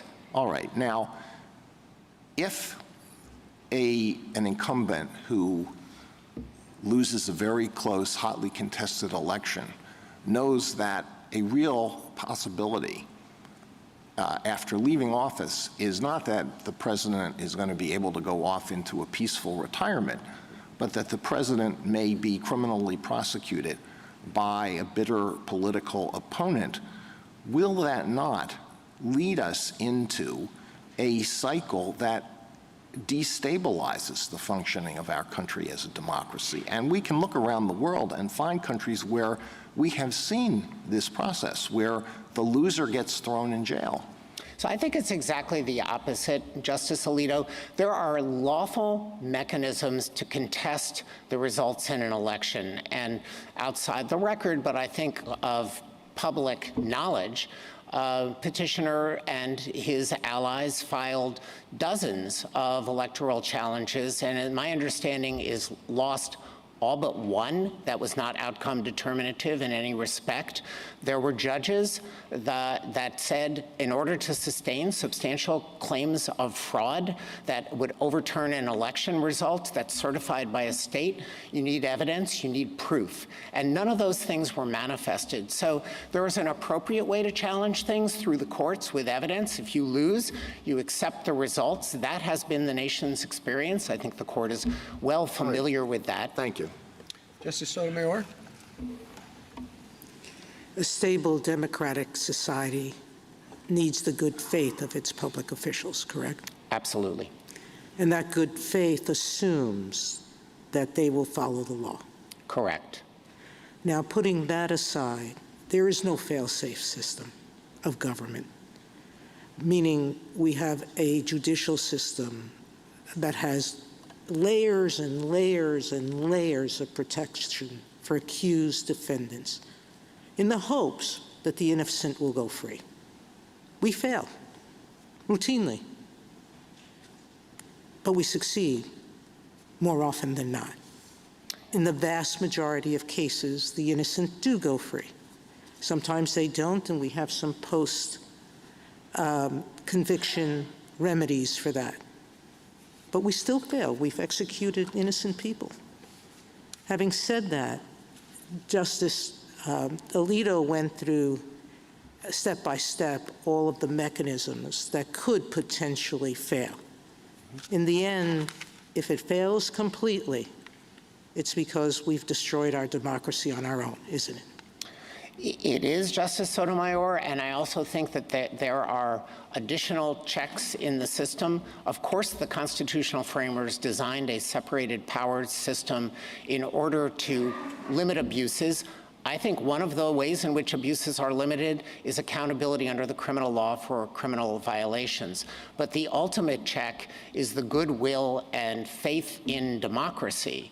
And crimes that are alleged in this case that are the antithesis of democracy, that subvert it, undermine that. An encouragement to believe words that have been somewhat put into suspicion here, that no man is above the law either in his official or private acts. I think that is an assumption of the Constitution. Justice Kagan?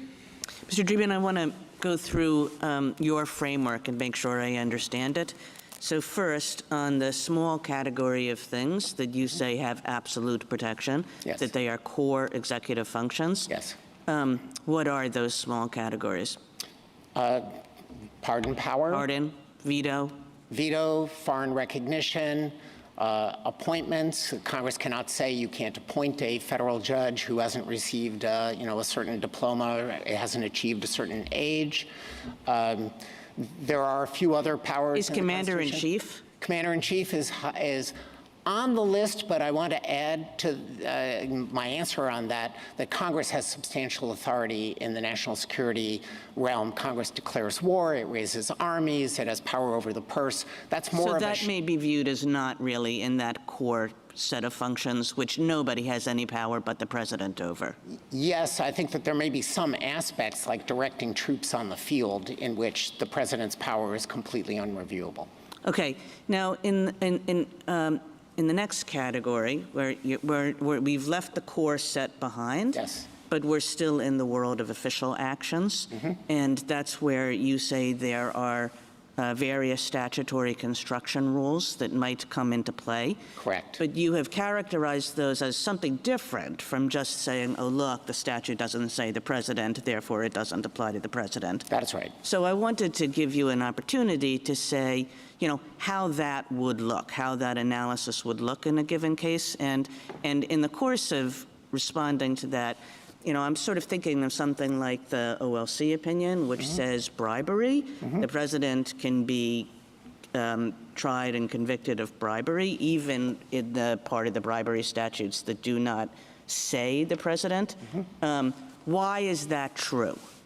That is true because there is no serious constitutional question that the president needs to engage in bribery in order to carry out his constitutional functions. And the Office of Legal Counsel pointed out that bribery is enumerated in the impeachment clause.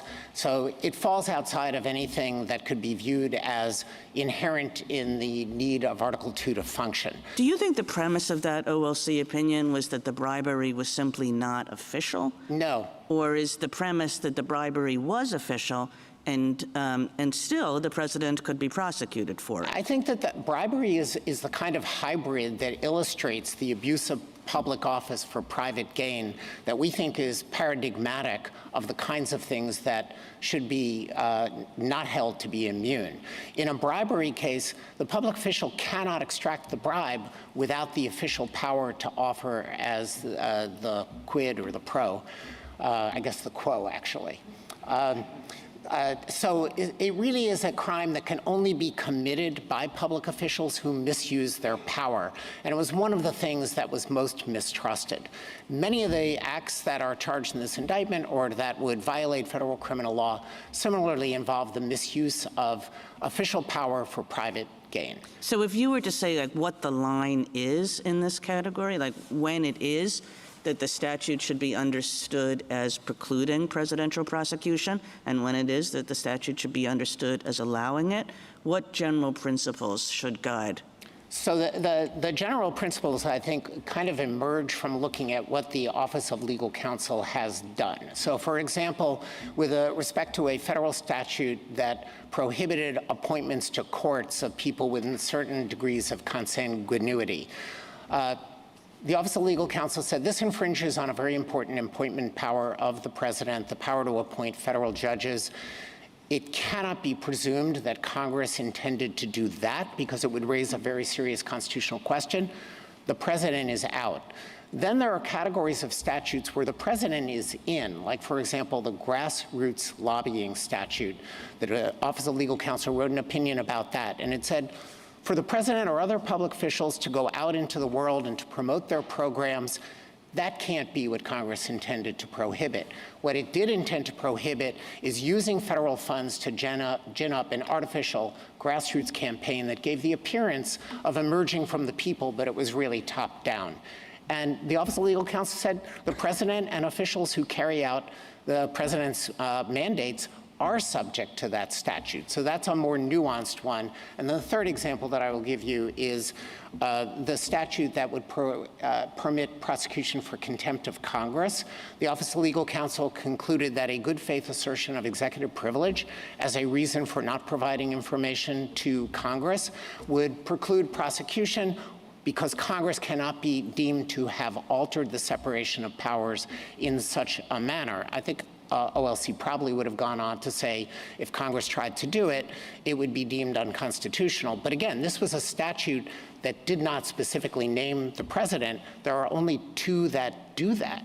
So the entire corpus of federal criminal law, including bribery offenses, sedition, murder, would all be off limits if it were taken to the extent that some of the questions have suggested. And for the general principle, does it raise a serious constitutional question?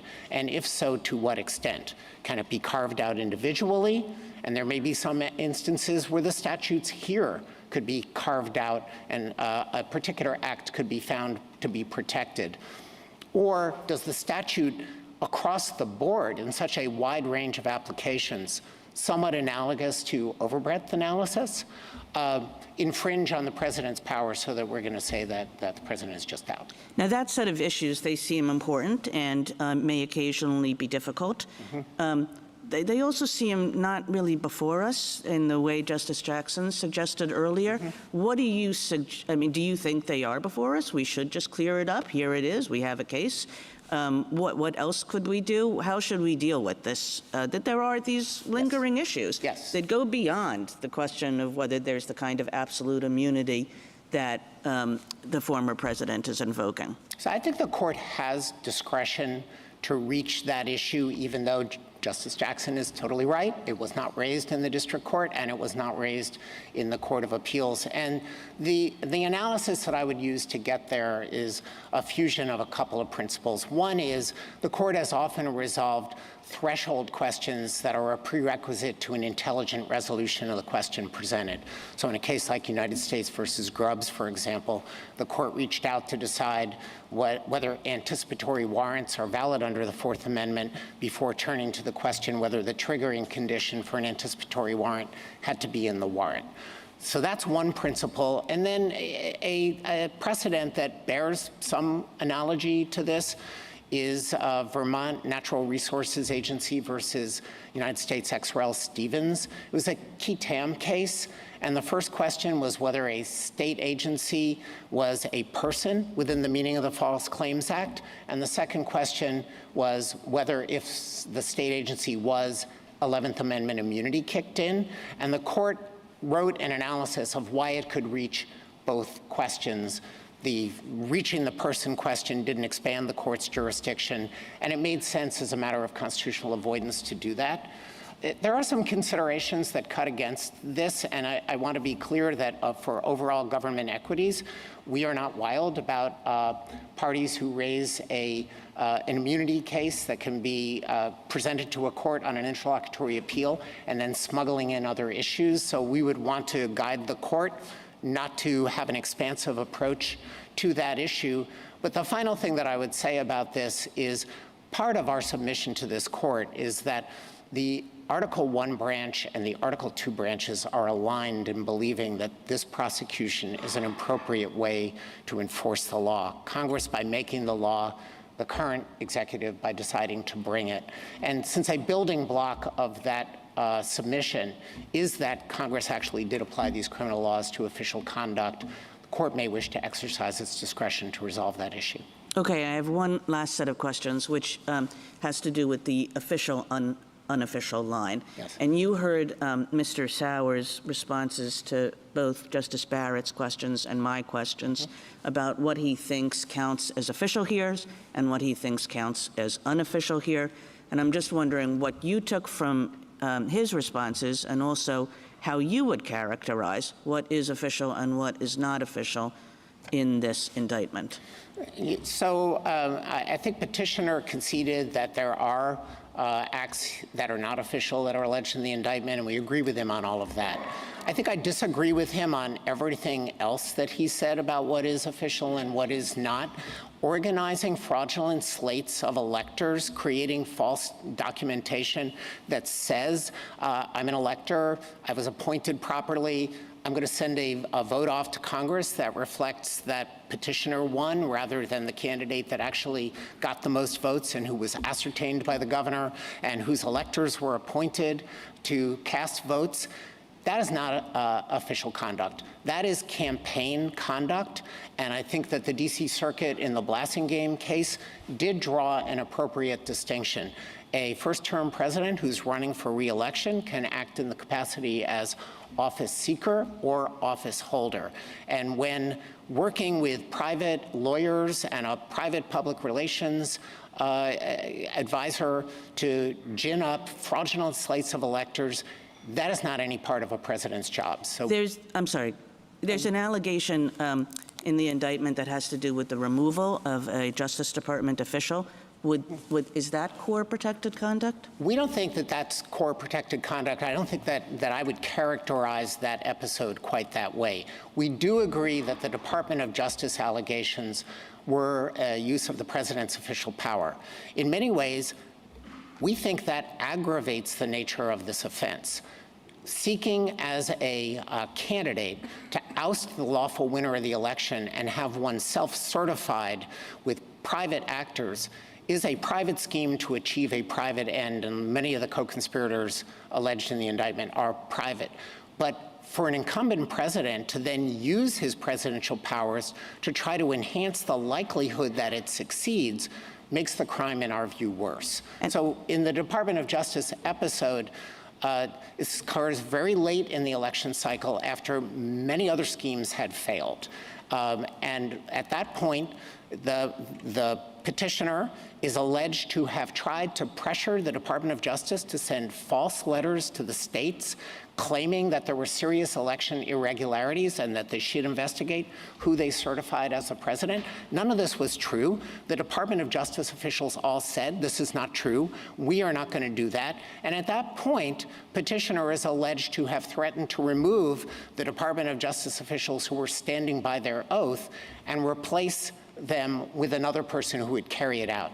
We're not seeking to impose criminal liability on the president for exercising or talking about exercising the appointment and removal power. No, what we're seeking to impose criminal liability for is a conspiracy to use fraud to subvert the election, one means of which was to try to get the Justice Department to be complicit in this. The case would have been no different if petitioner were successful and he had actually exercised the appointment and removal power and it had gone through and those fraudulent letters were sent. It would have made the scheme more dangerous, but it would not have changed the crime. And how do we think about things like conversations with the vice president? In other words, things that if you say it that way, it's clear that they would fall under executive privilege, but how does that relate to the question that we're asking here? So this is one of the most difficult questions for the Department of Justice, and I want to explain why that is. If we are operating under a Fitzgerald versus Nixon lens and looking at this the way that we look at things when there is a private lawsuit filed against the president, we take a very broad view of what the outer perimeter of official presidential action is in order to be as protective of the president against private lawsuits that, as this court explained in Nixon versus Fitzgerald, can be very deleterious to the president's conduct of business.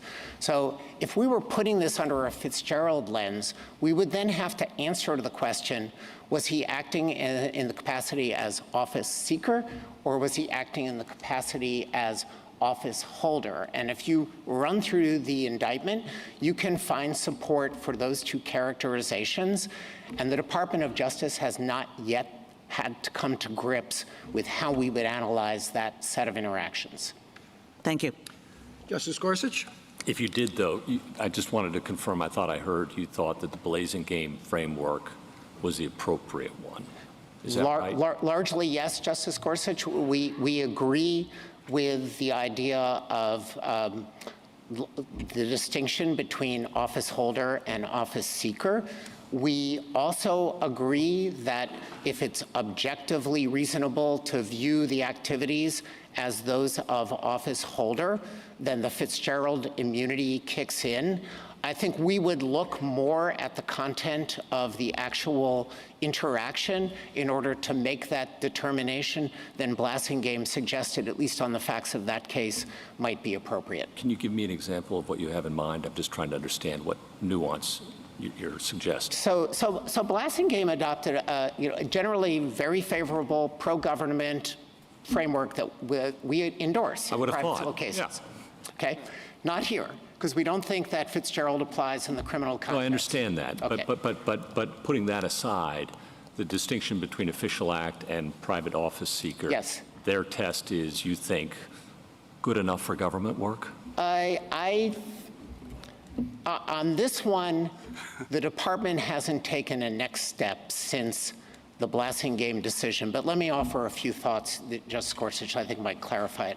The Blassingame decision focused on objective contextual indications to try to see whether the president was acting as a campaigner as opposed to an office holder. Yeah. I think that decision can also be made by looking at what the president actually said. And let me illustrate that with an allegation that I think my friend talked briefly.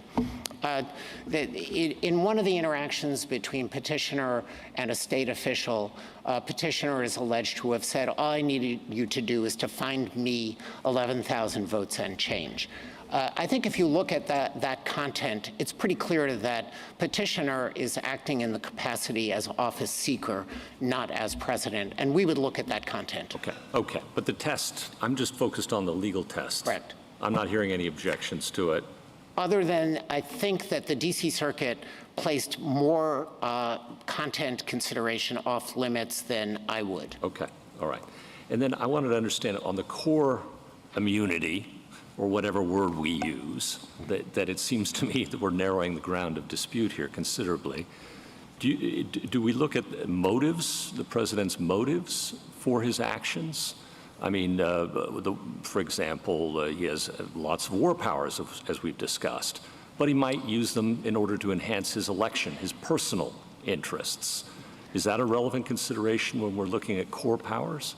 So I am thinking of this more as looking at the objective of the activity as opposed to the kind of subjective motive in the sense that Your Honor is talking about. I think that there is a lot of concern about saying an electoral motive to be reelected as such. Every first-term president, everything he does can be seen through the prism, by critics at least, of his personal interest in reelection. Yes. And so you wouldn't want that. I think you would say personal motivations off limits with respect to the core powers. Probably, well, with respect to the core powers, we think those are just things that can't be regulated at all, like the pardon power and veto. Right, regardless of motive. Correct. Regardless of motive. That's right. Okay. That is right. All right, so then we're in the non-core powers where we're fighting over. What role do motives play there? I mean, one could remove an appointee that, well, first of all, maybe ask this first, is removing an appointee, a presidential appointee, a core power or a non-core power in your world? So here I might need to differentiate between the principal officers that this court in cases like Myers and Seal of Law has regarded as having a constitutional status of being removable at will from inferior officers where Congress does have some regulatory latitude to impose restrictions on removal. Sure. And a put that aside. Yeah, I understand that. Putting that aside, yes, appointing a principal officer is a core power. I am not prepared to say that there is no potential criminal regulation to say you can't do it for corrupt purposes, to enrich yourself, for example. Well, bribery, all right, Yes. but that's what I was wondering. Do motives come into the core power analysis or not? And now I'm hearing, I thought I heard no, and now I'm hearing maybe. I think maybe might be a little bit more appropriate because it's not involved in this case. The department has not had to take a position on exactly how these core powers would be resolved under an as-applied constitutional analysis. None is involved in this case. And I guess I'm wondering, and I'm not concerned about this case so much as future ones too, but these non-core powers and maybe core powers where a president is acting with, at least in part, a personal interest in getting reelected.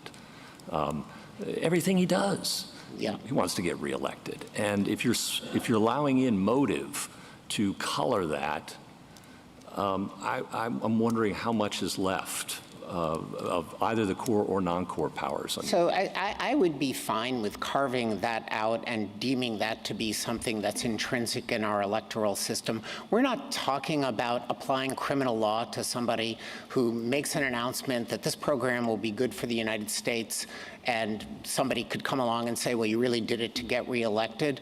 Leaving aside whether any of that violates a criminal law, I know that the next question is assume that it does. I'm doubtful that it in fact does, because I don't think criminal laws generally operate on motives as opposed to objectives and purposes.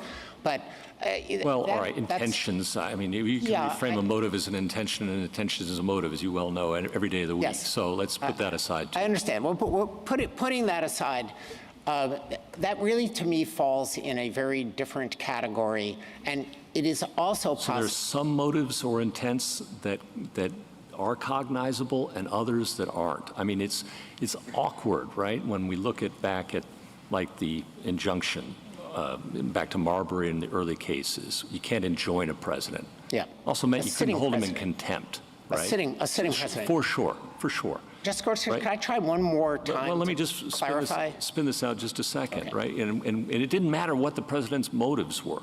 We're not going to look behind it. Right. And same thing in Nixon. We said, gosh, in Nixon versus Fitzgerald, that's something courts shouldn't get engaged in because presidents have all manner of motives. And again, I'm not concerned about this case, but I am concerned about future uses of the criminal law to target political opponents based on accusations about their motives, whether it's re-election or who knows what corrupt means in 1512, right? We don't know what that means. Maybe we'll find out sometime soon.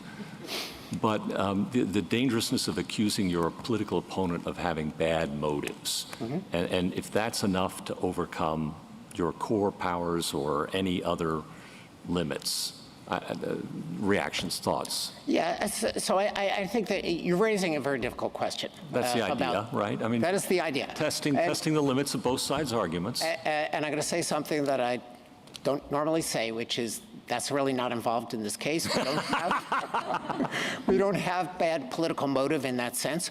I understand that. I appreciate that, but you also appreciate that we're writing a rule for the ages. Yes, and I think I would start by looking at the statutes and then seeing what restrictions they do place on the president's conduct. And for example, the statute that prohibits fraud to defeat the lawful functions of the United States. The statute defines what the purpose is that the defendant has to have in mind. It has to be to defeat something that the United States is doing, and it has to be by deception. I don't think that that gets us into the realm of motive hunting in the area where we are as concerned, I think, as the court would be about doing something that would undermine the presidency and the executive branch. And 1512c2, we may have different views on the clarity and the scope of that statute. I think if the court does interpret corruptly as involving a consciousness of wrongdoing and elevates that to consciousness of illegality, then we're in a different realm. Wanting to get reelected is not an illegal motive, and you don't have to worry about prosecuting presidents for that. Yeah. Okay. Thank you, Mr. Dreeben. Justice Kavanaugh? As you've indicated, this case has huge implications for the presidency, for the future of the presidency, for the future of the country, in my view. You've referred to the department a few times as having supported the position. Who in the department? Is it the president, the attorney general? The Solicitor General of the United States. Part of the way in which the special counsel functions is as a component of the Department of Justice. The regulations envision that we reach out and consult, and on a question of this magnitude that involves equities that are far beyond this prosecution as the questions of the court. So it's the Solicitor General? Yes. Okay. Second, like Justice Gorsuch, I'm not focused on the here and now of this case. I'm very concerned about the future. And I think one of the court's biggest mistakes was Morrison versus Olson. I think that was a terrible decision for the presidency and for the country, and not because there were bad people who were independent counsels, but President Reagan's administration, President Bush's administration, President Clinton's administration were really hampered, in their view, all three, by the independent counsel structure. And what I'm worried about here is that was kind of, let's relax Article 2 a bit for the needs of the moment. And I'm worried about the similar kind of situation applying here. That was a prosecutor investigating a president in each of those circumstances, and someone picked from the opposite party, the current president, and usually was how it worked. And Justice Scalia wrote that the fairness of a process must be adjudged on the basis of what it permits to happen, not what it produced in a particular case. You've emphasized many times regularity, the Department of Justice. And he said, and I think this applied to the independent counsel system, and it could apply if presidents are routinely subject to investigation going forward. One thing is certain, however, it involves investigating and perhaps prosecuting a particular individual. Can one imagine a less equitable manner of fulfilling the executive responsibility to investigate and prosecute? What would the reaction be if, in an area not covered by the statute, the Justice Department posted a public notice inviting applicants to assist in an investigation and possible prosecution of a certain prominent person? Does this not invite what Justice Jackson described as picking the man and then searching the law books or putting investigators to work to pin some offense on him?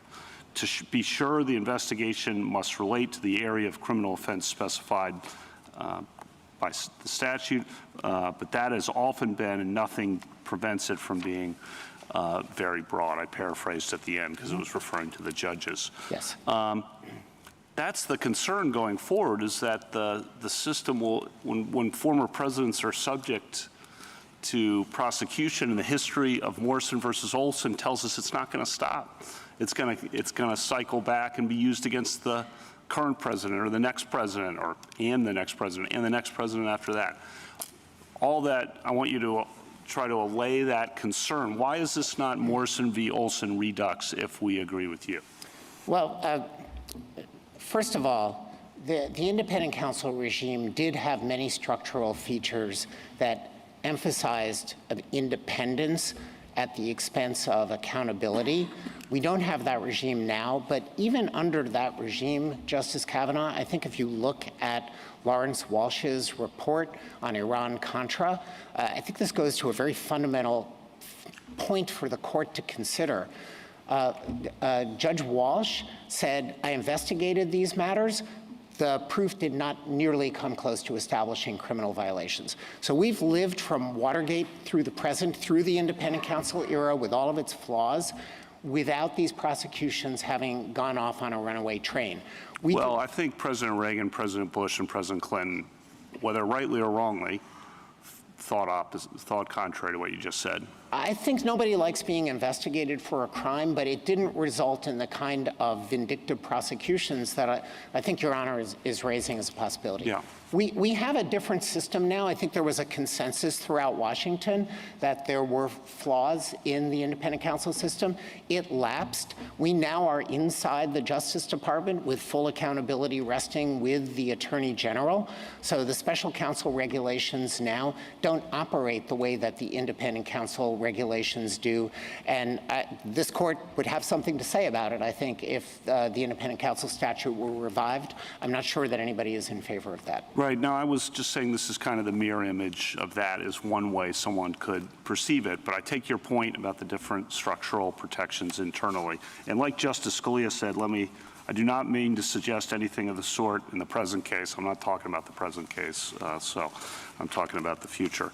Second, another point, you said, talked about the criminal statutes. It's very easy to characterize presidential actions as false or misleading under vague statutes. So President Lyndon Johnson, statements about the Vietnam War. say something's false, turns out to be false, that he says about the Vietnam War. 371 prosecution So after he leaves office? I think not, but this is an area that I do think that merits some serious and nuanced consideration.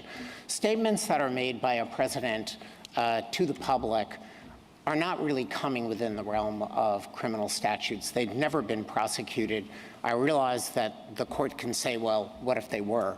And then I think you get to what I would regard as a hard constitutional question that would probably guide the court away from trying to resolve today, although I do think it's very different from our case and distinguishable in important ways. But you're dealing here with two branches of government that have a paramount interest in the integrity and freedom of their interactions with each other. On the one hand, the president, of course, should be very free to send usually his cabinet officials and sub-cabinet officials to testify to Congress, to provide them with the information needed to enact legislation and to make national policy. And we're very concerned about anything that would trammel that. On the other side of the equation, Congress has a compelling interest in receiving accurate information, and at the very least, I not agree. Information that is intentionally and knowingly false. That would pollute the legislative process. How about, I think it came up before, President Ford's pardon. Very controversial in the moment. Yes. Hugely unpopular, probably why he lost in '76. Yes.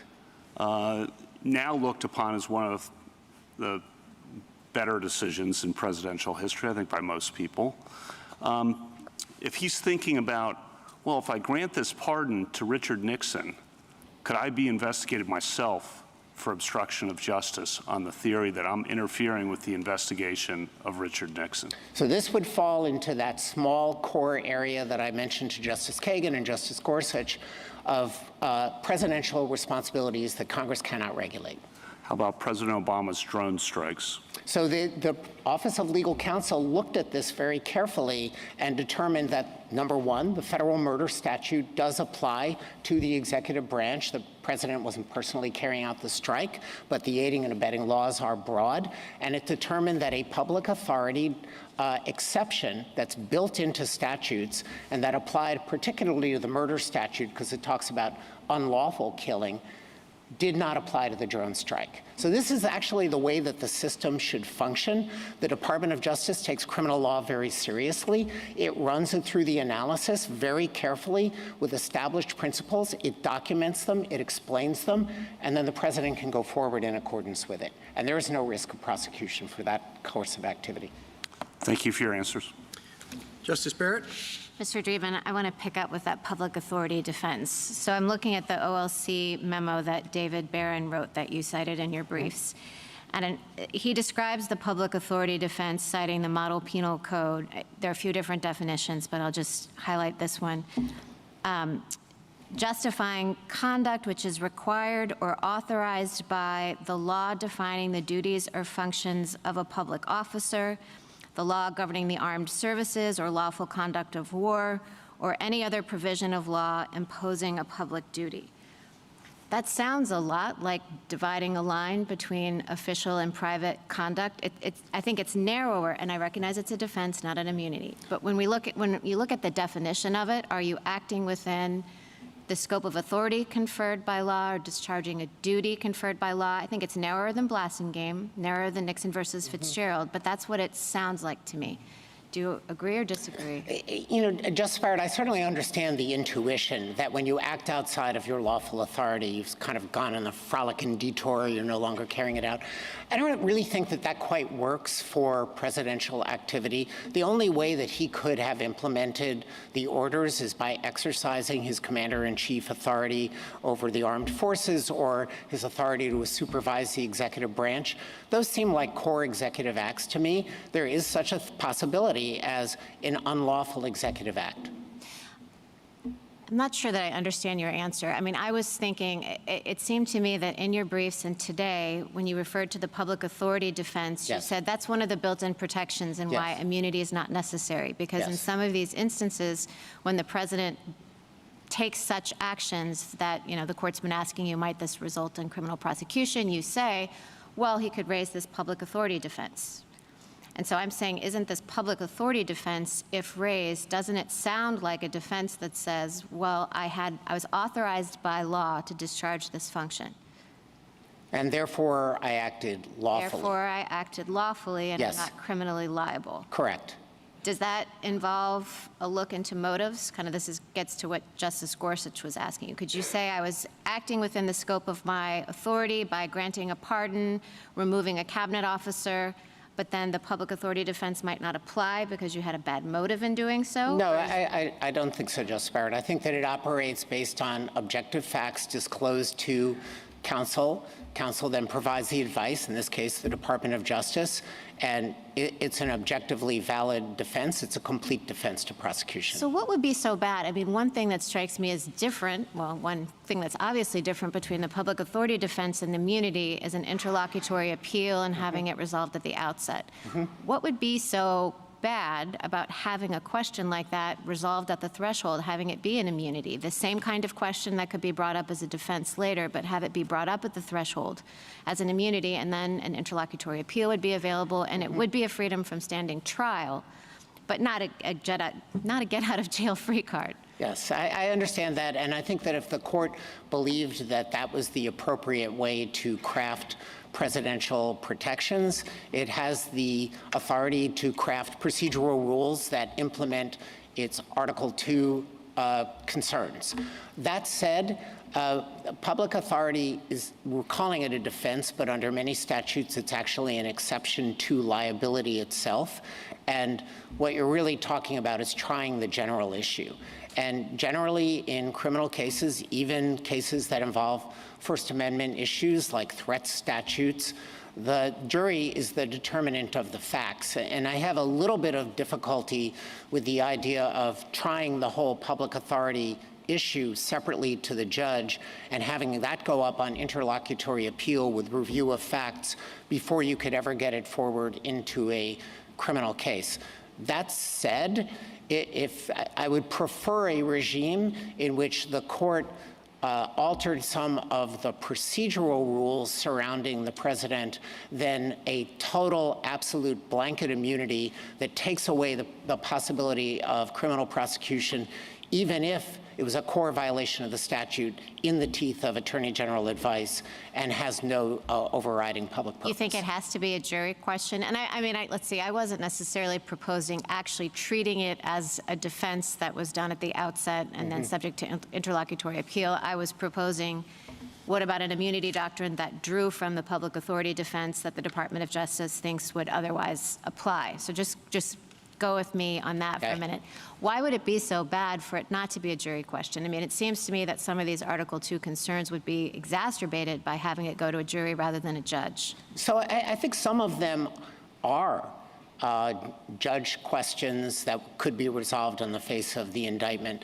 If the Department of Justice ever returned an indictment that said the issuance of this pardon or this series of pardons constituted obstruction of justice, I have a little difficulty hypothesizing it, but a motion could be made on the face of the indictment that says Article 2 precludes Congress from regulating these activities. The indictment needs to be dismissed. And if the court wished to attach to that kind of a rule interlocutory appeal, then that would be a lesser safeguard than the one that my friend is proposing here. Other kinds of defenses, though, really do intersect with the general issue. And for those, I have a much greater time seeing how the court could implement that. And would there be costs in going to trial? Yes. There is no perfect system here. We are trying to design a system that preserves the effective functioning of the presidency and the accountability of a former president under the rule of law. And the perfect system that calibrates all of those values probably has not been devised. I think that the system that we have works pretty well. Maybe it needs a few ancillary rules. It is different from the radical proposal of my friend. I agree. Let me ask you about state prosecutions, because if the president has some kind of immunity that's implicit in Article 2, then that immunity would protect him from state prosecutions as well. a lot of the protections that you're talking about are internal protections that the federal government has, protections in the Department of Justice, which obviously are not applicable at the many state and local jurisdictions across the country. What do you have to say to that? So that raises a Supremacy Clause issue, and the court would run a Supremacy Clause analysis that would probably start with basic principles like McCulloch versus Maryland. The states do not have the authority to burden federal functions, and would then kind of move through in Renagel, where the court said that a state murder prosecution of a federal official guarding a Supreme Court justice and who fired a shot was not permissible. If the court thought that you needed a more categorical rule for the states, I think the Supremacy Clause certainly leaves it within the court's prerogative to determine that the president, unlike all other officials, deserves more of a robust federal defense than what I have just described. But it would still be a defense in the states. It wouldn't be, I mean, well, because that's my point. Like, you know, it's one thing to say, well, the president, they're not going to be these prosecutions that are politically motivated, the things that Justice Kavanaugh was referring to that might be the danger of this system, one thing that we have to worry about. That might not carry the day, but, you know, that's a concern. It's totally different when you take it outside of the Department of Justice and its structures, and then you throw it out elsewhere. The idea across the states, the idea of an immunity, I think, has a lot more purchase if you're talking about something that protects the former president from standing trial and the state and local level. So I don't know that you would have to design a system in which the president would have to stand trial at the state and local level. It's certainly within the court's authority as a matter of Supremacy Clause law to find an immunity. But we have been talking here about, at some length, on the distinction between official acts and private acts. Yeah. That will have to be determined by some sort of a process. Any immunity defense that the court announces can still be met by a state assertion that we're prosecuting private conduct. You're going to have some process. I think having some legal process is not a reason to cast aside a nuanced system that actually looks at what protections are necessary as opposed to what would provide the absolute maximum insulation for former presidents, even if we acknowledge that it's highly prophylactic. Totally agree, and I wasn't actually contrasting the absolute immunity rule. I was saying that if there was some sort of official private, there are consequences towards about making immunity. Okay, and since you bring up the private acts, this is my last question. So I had asked Mr. Sauer about on page 46 and 47 of your brief. Yes. You say, even if the court were inclined to recognize some immunity for a former president's official acts, it should remand for trial because the indictment alleges substantial private conduct. Yes. And you said that the private conduct would be sufficient. Yes. The special counsel has expressed some concern for speed and wanting to move forward. So, you know, the normal process, what Mr. Sauer asked, would be for us to remand if we decided that there were some official acts immunity, and to let that be sorted out below. It is another option for the special counsel to just proceed based on the private conduct and drop the official conduct? Well, two things on that, Justice Barrett. First of all, there's really an integrated conspiracy here that had different components as alleged in the indictment. Working with private lawyers to achieve the goals of the fraud, and as I said before, the petitioner reaching for his official powers to try to make the conspiracies more likely to succeed. We would like to present that as an integrated picture to the jury so that it sees the sequence and the gravity of the conduct and why each step occurred. That said, if the court were to say that the fraudulent elector scheme is private, reaching out to state officials as a candidate is private, trying to exploit the violence after January 6th by calling senators and saying, please delay the certification proceeding, is private campaign activity, we still think, contrary to what my friend said, that we could introduce the interactions with the Justice Department, the efforts to pressure the vice president, for their evidentiary value as showing the defendant's knowledge and intent, and we would take a jury instruction that would say, you may not impose criminal culpability for the actions that he took. However, you may consider it insofar as it bears on knowledge and intent. That's the usual rule with protected speech, for example, under Wisconsin versus Mitchell. My friend analogizes this to the speech or debate clause, but we don't think the speech or debate clause has any applicability here. It's a very explicit constitutional protection that says senators and representatives shall not be questioned in any other place. So it carries an evidentiary component that's above and beyond whatever official act immunity he is seeking. And the last thing I would say on this is we think that the concerns about the use of evidence of presidential conduct that might otherwise be official and subject to executive privilege is already taken care of by United States versus Nixon. That balances the president's interest in confidentiality against the need of the judicial system for all available facts to get to the truth. And once that has been overcome, we submit that evidence can be used even if culpability can't rest on it. Thank you. Justice Jackson? Just to pick up where Justice Barrett left off, I think I heard you say that even if we decide here something, a rule that's not the rule that you prefer, that is somehow separating out private from official acts and saying that that should apply here, there's sufficient allegations in the indictment, in the government's view, that fall into the private acts bucket that the case should be allowed to proceed. Correct.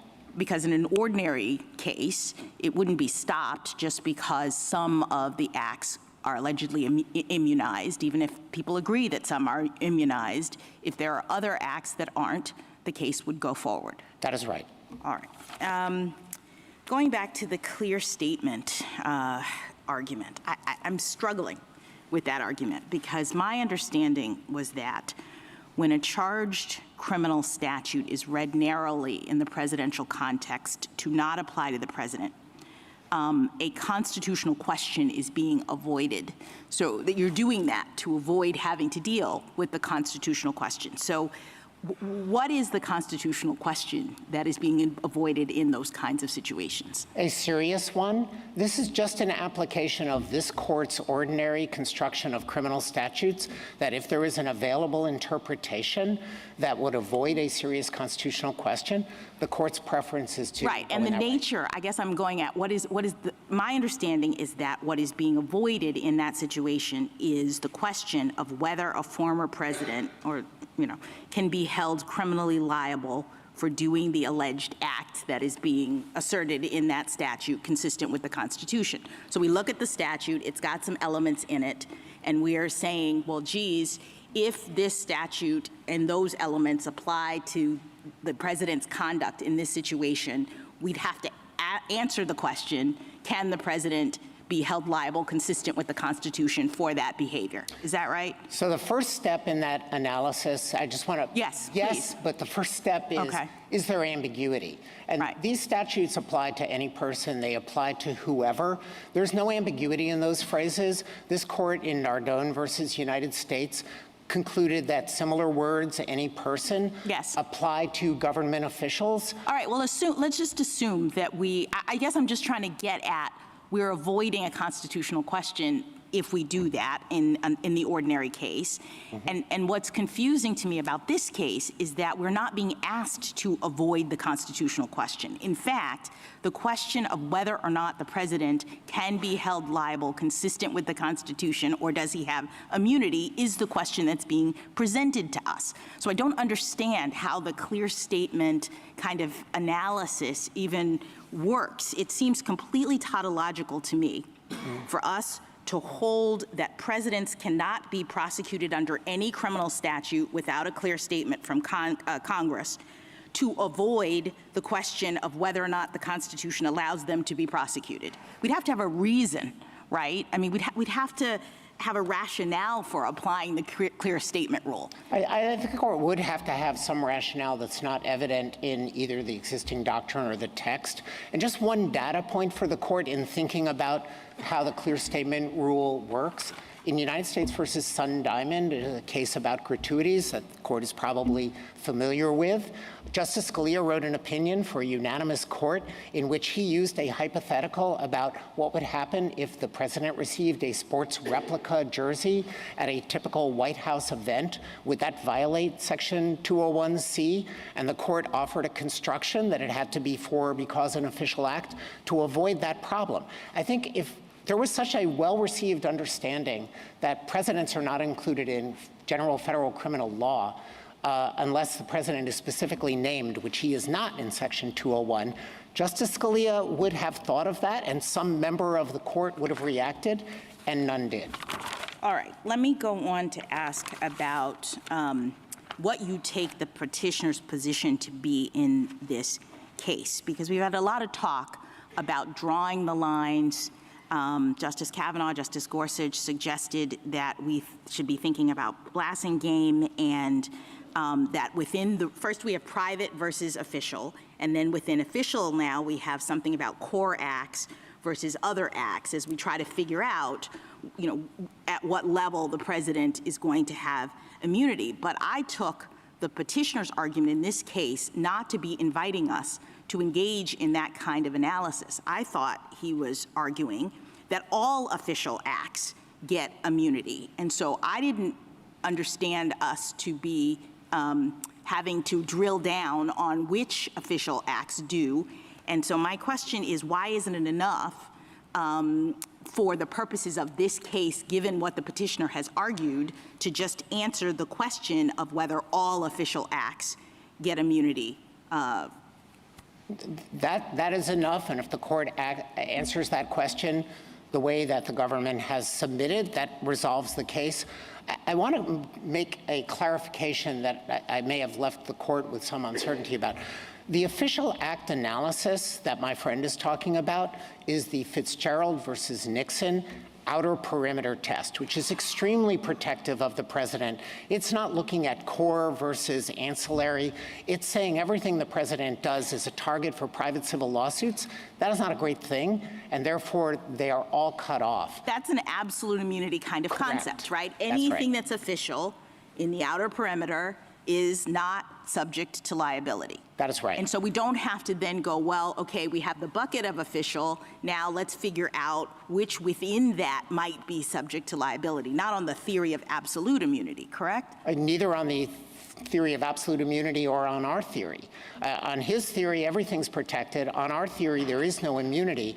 But this is where I would draw the distinction. There are as-applied constitutional challenges that you run through the Youngstown framework and this court's customary method of analysis, and you determine whether there's a infringement of Article 2. So what you're saying is even if we reject the absolute immunity theory, it's not as though the president is, you know, doesn't have the opportunity to make the kinds of arguments that arise as at the level of, you know, this particular act or this particular statute has a problem in retrospect. I think I hear you saying we should not be trying to, in the abstract, set up those boundaries ahead of time as a function of sort of blanket immunity, allow each allegation to be brought, and then we would decide in that context. Yes, with the additional note that petitioner has never made that argument, and I think it would be up to a district court to decide whether to go that route at this point in the litigation. He's put all of his eggs in the absolute immunity basket. All right, and if we invite, you know, if we see the question presented as broader than that, and we do say let's engage in the core official versus not core and try to figure out the line, is this the right vehicle to hammer out that test? I mean, I'd understood that the most, if not all, but most of the allegations here, there's really no plausible argument that they would fall into core versus not such that they are immune. We don't think there are any core acts that have been alleged in the indictments that would be off limits as a matter of Article 2. So if we were going to do this kind of analysis, try to figure out what the line is, we should probably wait for a vehicle that actually presents it in a way that allows us to test the different sides of the standard that we'd be creating, right?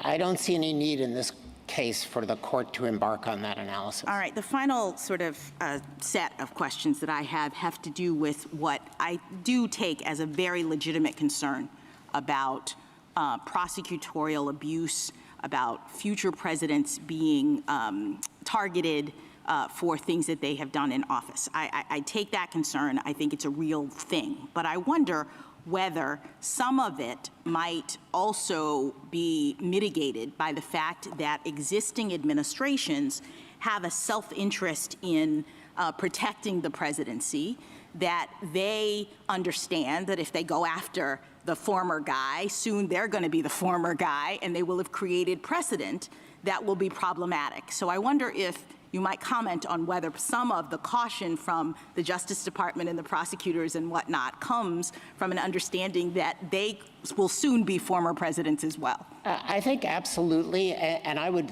locate this as a structural argument that's built into the Constitution itself. The executive branch, I think as this court knows, has executive branch interests that it at times asserts in opposition to Congress so that the proper functioning of the president is protected. And I believe that that value would be operative and is operative in anything as momentous as charging a former president with a crime. And I would also say, I think, and ask you to comment on, presidents are concerned about being investigated and prosecuted, and it chills to some extent their, ability to do what they want in office. And that's a concern on one side, but can you comment on the concern about having a president unbounded while in office, a president who knows that he does not have to ultimately follow the law because there is really nothing more than, say, political accountability in terms of impeachment? I mean, we have amicus briefs here from Professor Liederman, for example, who says, a president would not be prohibited by statute from perjuring himself under oath about official matters, from corruptly altering, destroying, or concealing documents to prevent them from being used in an official proceeding, from suborning others to commit perjury, from bribing witnesses or public officials. And he goes on and on and on about the things that a president in office with the knowledge that they have no criminal accountability would do. I see that as a concern that is at least equal to the president being so worried about criminal prosecution that he, is a little bit limited in his ability to function. So can you talk about those competing concerns? So, Justice Jackson, I think it would be a sea change to announce a sweeping rule of immunity that no president has had or has needed. I think we have also had a perfectly functioning system that has seen occasional episodes of presidential misconduct. The Nixon era is the paradigmatic one. The indictment in this case alleges another.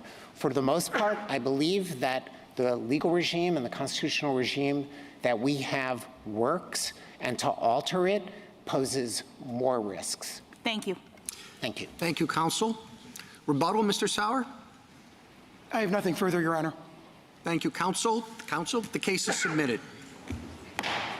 The Honorable Court is now adjourned until Thursday, the 9th of May at 10 o'clock.